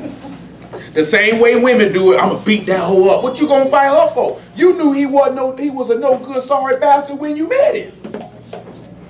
I'm telling you, man, every person you ever deal with has showed you elements and signs of their character if you paying attention. You know what I'm saying? You gotta sit back and look at if you got a window of saying these are things that I will not accept. And you see a person doing that, don't sit back and be like, I think they can change. I see potential in them. I see I'm finna go. You know what I'm saying? When we were young, a lot of times we didn't have that thought process to think about them things and be like, you know what, we'll just disregard it. Then when it happens, you idiot, I seen it. You idiot, why did I do that? Everybody in here done did it in some fake form or fashion. It ain't just got to be with a relationship with somebody you were dating. Could have been a friend, could have been a family member. Anybody, I seen it. Why did I do that? You know what I'm saying? And now it calls you to be dealing with the word. You're supposed to be able to identify. That's why he say to be wise as serpent, harmless as dove. I see you. I ain't got to call you out for it. I ain't got to do all that. I just know how to play it. You know what I'm saying? Remember like what Bleak said. He said let them show their card. Then they threw dealing. So I'm going to let you tip your hand. Now you done tipped your hand. I know how to play my cards. And I'm going to win the game. You know what I'm saying? Because now most of us in here are old enough to know we shouldn't be letting people shouldn't be running game on us no more. You know what I'm saying? I'll give you up to the age of 25 that you would be lame enough to let people continually run game on you. I'll give you that there because you're young, you're inexperienced. You know what I'm saying? Now, I ain't saying that for everybody. Some people, hey, you need that grooming. If you ain't got nobody to sit around and, I'm putting it this way, like here, because I know he talk trash. If it ain't in you instinctively, or you didn't have friends or family to put you up on it, where was you going to get it from? You was going to have to learn it the hard way. So that's why from the age of 18 to 25, if you ain't picked it up before you turned 18, I'll give you that 7-year window. But once you get over 25, niggas shouldn't be running game on you no more. You should have already been done peeped that and seen that coming. And then it's only if you allow them to do it. You know what I'm saying? Sometimes you allow people to do certain stuff because then it make it easier for me to get rid of you. You know what I'm saying? That way when they been done messed up, you like, you see what you did? Now I don't have to deal with you no more. You know what I'm saying? Sometimes people let people hang themselves. I'm going to let you go ahead and play it all the way out. Go ahead. I'll be willing to take that little bit of loss. Because that loss that I'm going to take short term is going to be greater than what I would have lost dealing with you extended. You know what I'm saying? Because I'll tell you, man, once you hit 30, ain't nowhere in the world nobody ought to be running game on you. Like Ms. Rose used to say, man, if you go through something and you don't learn nothing from it, that was a wasted life experience. All that time you went through, you just wasted that. You know what I'm saying? You're supposed to be learning something, whether it be positive or negative, everything you go through in your life. You're supposed to take something from it. You know what I'm saying? You ain't taking nothing from it. Why are you even alive? What's the point? So when we sit back and look at it, right, they left out of their rich, right? Let's go back to Isaiah 53. He got to work on that. I thank the Lord. I guess he worked it in. We'll just deal with David being anointed. And finish that 2 Chronicles 28 before we get out of here. Because it's something we looked at last night in Isaiah 53. We didn't hit it on. We'll hit it today, though, in verse 12. I be having so much stuff there, I can't get it all at one time. Be too much stuff be going through me. Ain't it crazy, man? All these people in here now, the dude don't want to work. But boy, I bet that dude work. I bet that dude don't ever quit at Regency, though. You done been in that room over there? Boy, that dude over there ain't no joke, boy. That thing, that be pumping. That's why you see Glove all the time having hooded. He be thinking every spot gonna be like Regency. He said, therefore will I divide him a portion with the great, and he shall divide the spoil with the strong. Because he hath poured out his soul unto death, he was numbered with the transgressors. He bare the sin of many and made intercession for the transgressors. You know who else divided the spoil with the strong? I'm trying to remember where that verse at. It escapes my mind all the time. Don't you know David did something like that? Divided the spoil with the strong. Y'all know David did something like that? You know what I'm talking about? You know what I'm talking about? Come over here to 2 Samuel. I believe that's where it's at. I got to find the chapter. I just remember the story, but I always forget where it's at. They were mad with David about this. Well, if it ain't 2 Samuel, it might be Chronicles. Give me a second to find out where it's at. They had them went to battle, and they had them spoiled a little bit of goods. You know what I'm saying? What's so funny over there, nigga? I'm talking to you. Oh, why you picking on that man? Why you picking on that boy pants? You got a flood. Boy, them niggas hard, man. But that's one thing about black people, boy. Nigga ain't sparing nobody, kids and all. They rank on them all. You know what I'm saying? Hey, boy, that used to be the classic line, though, right there, boy. Nigga had hot waters on. Nigga said, come on, cuz, pull your shoes up. Nigga say, tuck your pants in. Y'all ever heard that one before? Nigga tell a nigga, tuck your pants in. Boy, I'm talking about niggas ain't got no chill, man, no nothing like this here, man. They ain't gonna even spare. You can rank on it, bite. You gon' get it. Don't be scared to go ahead and crack him upside his head. Cause I'm like this here, man. And you know, I know you got a little something in you, cause that day you killed your sister, boy. I know it's in there somewhere. I know it's in there somewhere. That nigga say you need a caution sign in your mouth. I said, whoa, man. I'm talking about he was so calm with it too. He sitting there laying there like this here. Your breath stinks. Get out of my face. Your mouth needs a danger sign in it. Your mouth needs a caution sign. Like this here, he calm with it too. That's how I know he was serious. You know what I'm talking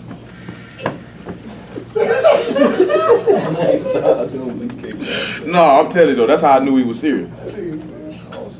Had me dying like, Pell, man, you help me out. Remember what that story is where they got mad with David dividing the spoil, man. It always escaped my mind where it's at.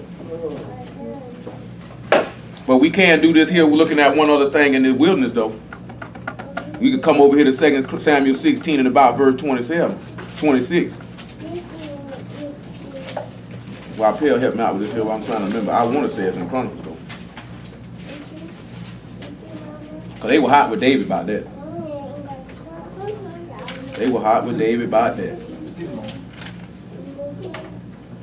Y'all give me 1 second. I'm trying to remember.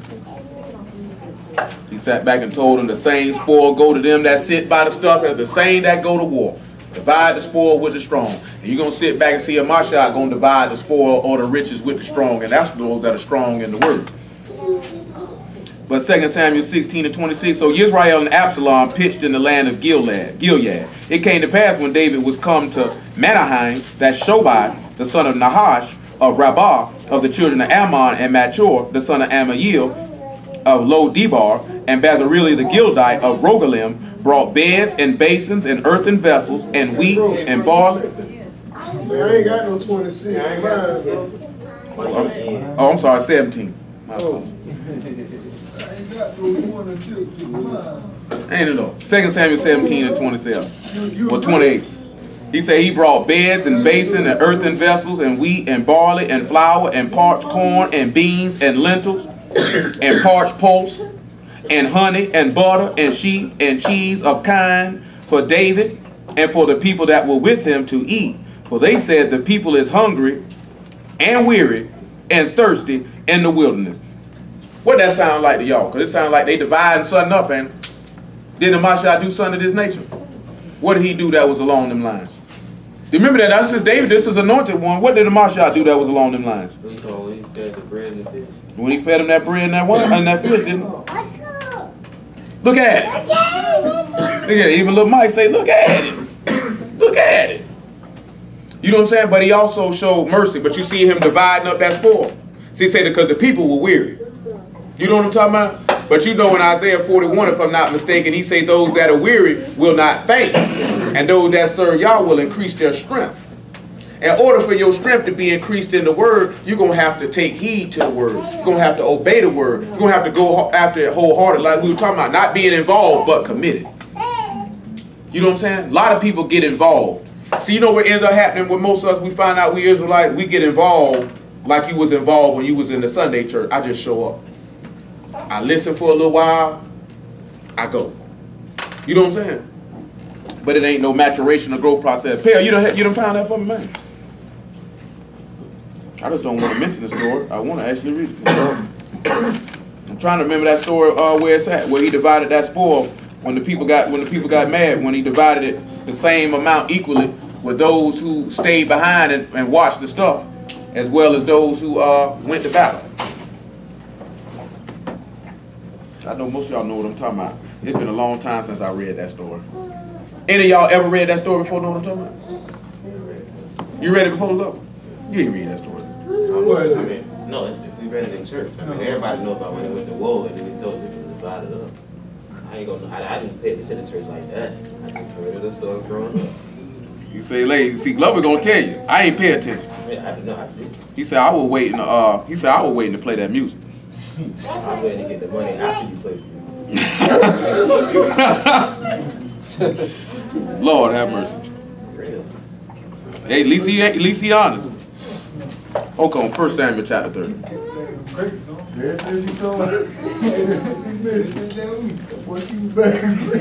Who got a bag of grapes? You talking about Song of Solomon? Oh man. Oh man, 30 and 17. He said ever since then he done kept it.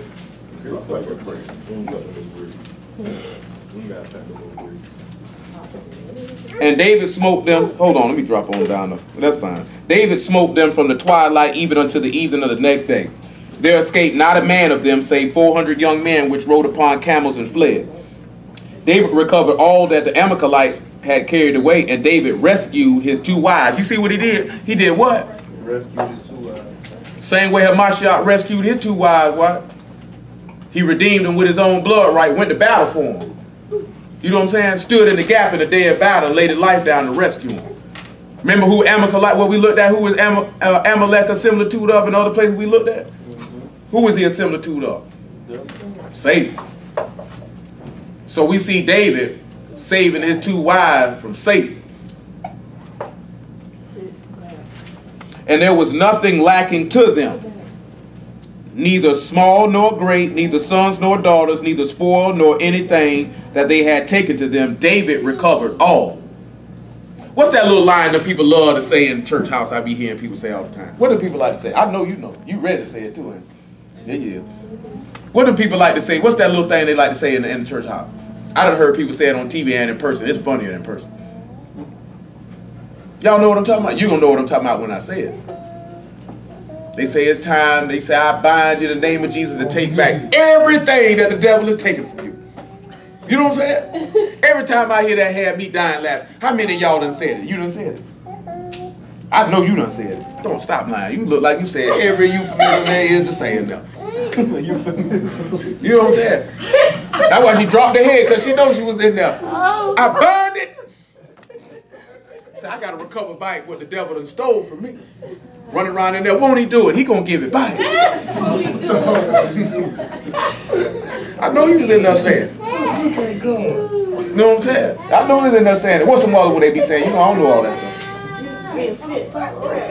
Oh, be a fence around me. The lieutenant kid be talking about take the wheel. That man already supposed to have the wheel.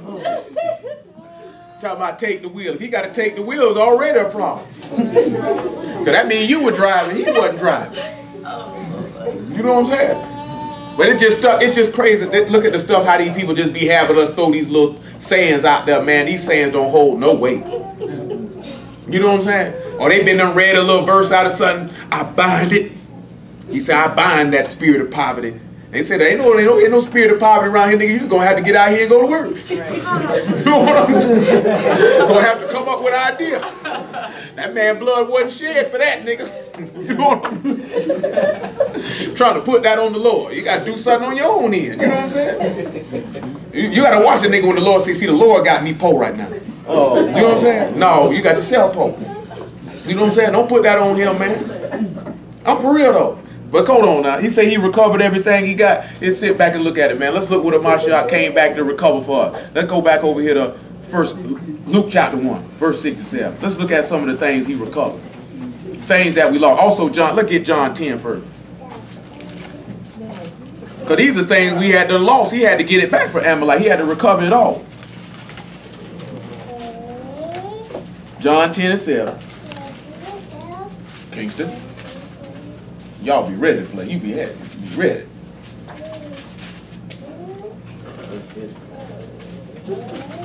And they got all manner of games. They don't care what it is. Then said Yahshua unto them, truly, truly, I say unto you, I am the door of the sheep. All that ever came before me are thieves and robbers, but the sheep did not hear them. I am the door. By me, if any man enter in, he shall be saved and shall go in and out and find pasture. The thief come not but for to steal, kill, and to destroy. I am come that they might have life, and that they might have it more abundantly. I am the good shepherd, and the shepherd give his life for the sheep. So he came to rescue. It also say this one poor man had one ewe lamb. Brother. Say he cherished it, and he nourished it, and he brought it up. Let me not quote the man wrong. Let me not quote the man wrong. He say this is what he said he did with it now. He said he brought it up, he bought which he had bought and nourished up. So he paid for it. And it grew with him. So let's turn around and let's look at it. He said that he came back to recover everything that was lost. He recovered everything. They weren't lacking anything. You know what I'm saying? Let me see. Is it 1 Corinthians chapter 1? No, I know what it is. James chapter 1. That's what it is.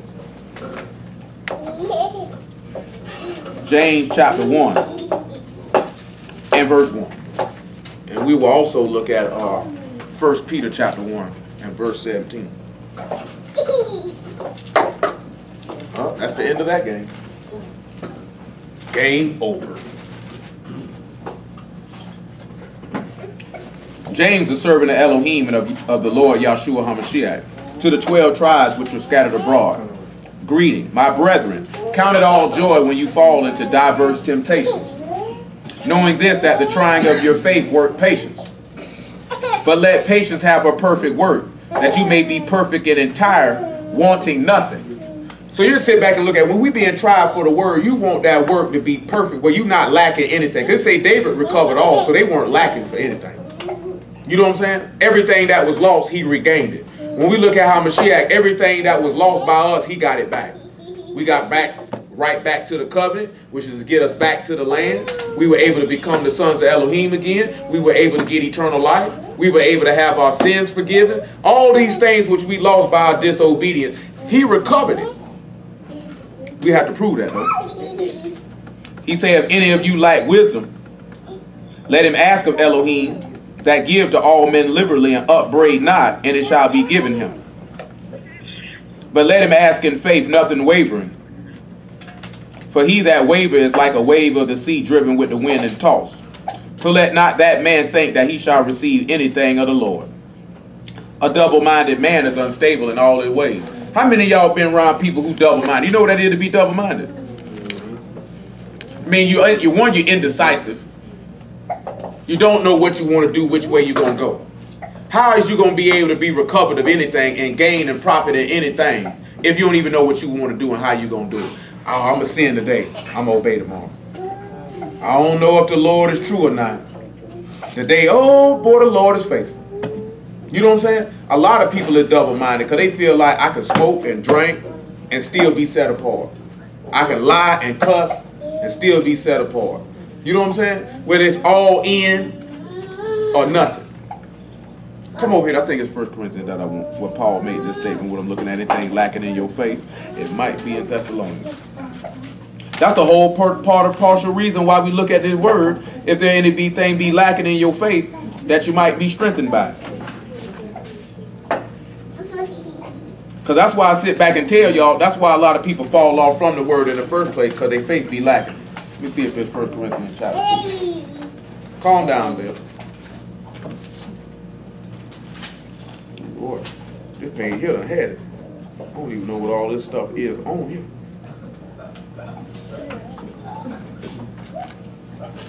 Real. Boy, who you ranking on now, man? What's the problem? Look at him, shoot. Look at it. Yeah. I don't even know.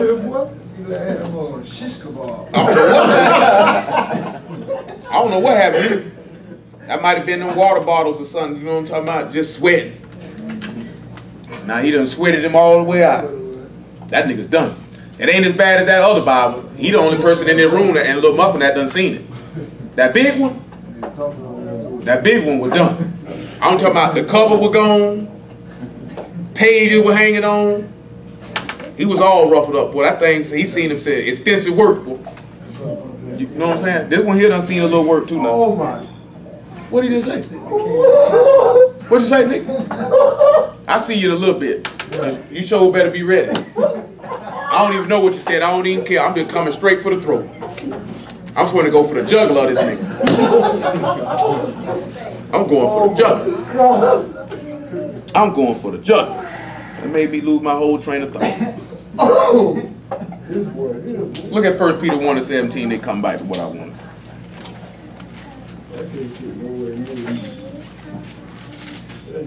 And then keep on. We're going to deport this nigga after a while.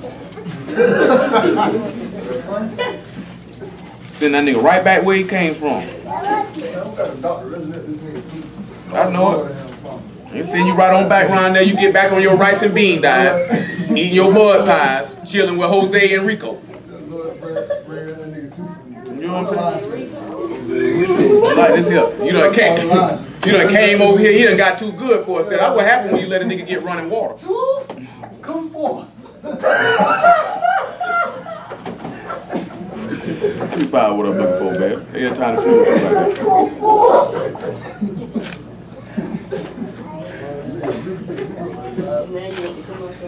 First Peter 1:17.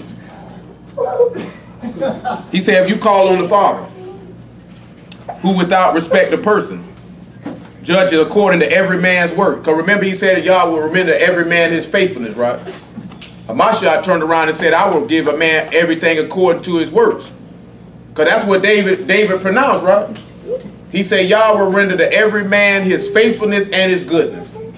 This man just say the Father, who's not a respecter of persons, will judge according to every man's work. When we sit back and we ain't finished it yet, when we sat back and looked at David because of the mercy he showed on Saul, he judged that to show mercy back on him. Because why you think Amashia come back around and say he'll reward every man according to his works? Saul got rewarded according to his works. He was disobedient, he got the reward of disobedience. David was faithful, he got the reward of faithfulness. What you think you gonna get if you see an example of somebody doing that? If you see a man who was an anointed one showing mercy, dividing the spoil, recovering a wife, recovering everything that was lost, and giving it unto the people back in return, and didn't diminish from the rich or the poor, what you think you gonna get? How these men can't see this man as, and they think David coming back to save them. They think David gonna resurrect from the dead and come back and save them. This is what they think.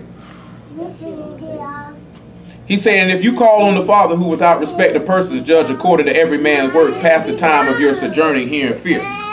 For as much as ye know that you were not redeemed with corruptible things as silver and gold, from your vain behavior received by tradition from your fathers, but with the precious blood of Hamashiach, as of a lamb without spot, without blemish, and without spot. who truly was foreordained before the foundation of the world, but was made manifest in these last times for you, who by him do believe in Elohim, that raised him up from the dead and gave him glory, that your faith and hope might be in Elohim. What happened here? Oh. Be quiet. Okay then.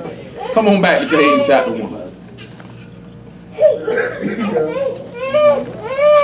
He crying like he giving birth. He got part in his mouth. I understand why. Oh, he took a mouth shot. Oh boy. No, I don't need James chapter 1. Oh boy. Oh boy. Oh boy. Now let's look at Hebrews 2 and 9. What's some of the things you think Hamashiach recovered for us? I mentioned one of them. What's one of the things in y'all mind you think he got back for you that we lost? Freedom. He got that freedom, right? He gave you liberty, right? What else did he recover that you lost? He got life back for you because Deuteronomy 30 say choose between what? Life and death. I say therefore choose life. He said I came to get, he got your peace back because he said there's no peace for the wicked. You know what I'm saying? Ain't that what he said? In Isaiah 57. Then John chapter 16 about verse 33 saying, in me you shall have peace, in the world you had tribulation, because you lost that. You know what I'm saying? Hold on, matter of fact. 1 Peter chapter 2. 1 Peter chapter 2. Look at about verse 9. But let's look at the key thing he recovered that you lost.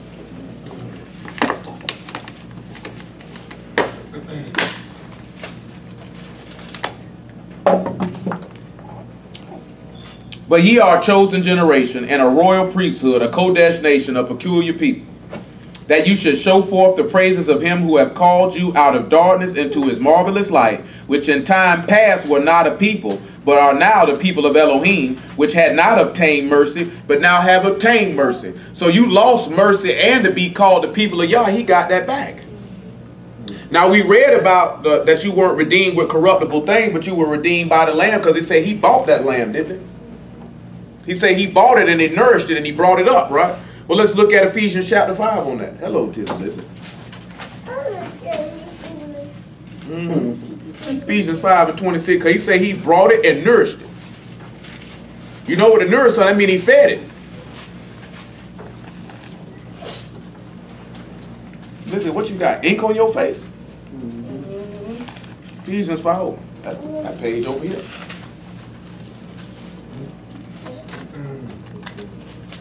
Is it over here? I don't know where it's at, but it ain't in here. That nigga done disappeared. Give me a second. I'm gonna have to read it off here. Oh, that nigga gone. I don't know where that page went at. Ephesians 5 and 26. Well, make it 25. Husbands, love your wives. When you think that Uriah the Hittite, don't you think he loved Bathsheba? That's what he's sitting there and telling. How about this? Husbands, love your wives, even as Hamashiach also loved the synagogue and gave himself for it, that he might sanctify and cleanse it with the washing of water by the word, that he might present it to himself a glorious body, not having spot or wrinkle or any such thing, that it should be Kodesh and without blemish. We even see with Uriah the Hittite, the parable that Nathan is giving David about how a man ought to love his wife. Because he said, I bought this woman, I nourished her, I brought it up, I gave her everything she needed. That's what to sit back and show you. That's what you're supposed to do for your wife. Because he said Uriah loved this woman. You know what I'm saying? So we see an actual a parable about what David did about Uriah the Hittite. It's actually a similitude of a Mashiach showing up you ought to love your wife. Uriah loved Bathsheba as his own self. Just like Hamashiach loved his wife as his own self. How can you turn around and say you love your wife, but you treat her disdainfully, disrespectfully, and horribly? You know what I'm saying? Can't do that type of stuff, man. He says, so men ought to love their wives as their own bodies. He that love his wife, love himself. For no man ever yet hated his own flesh, but nourished and cherish it, even as the Lord, the synagogue. Y'all don't think the Lord nourished and cherished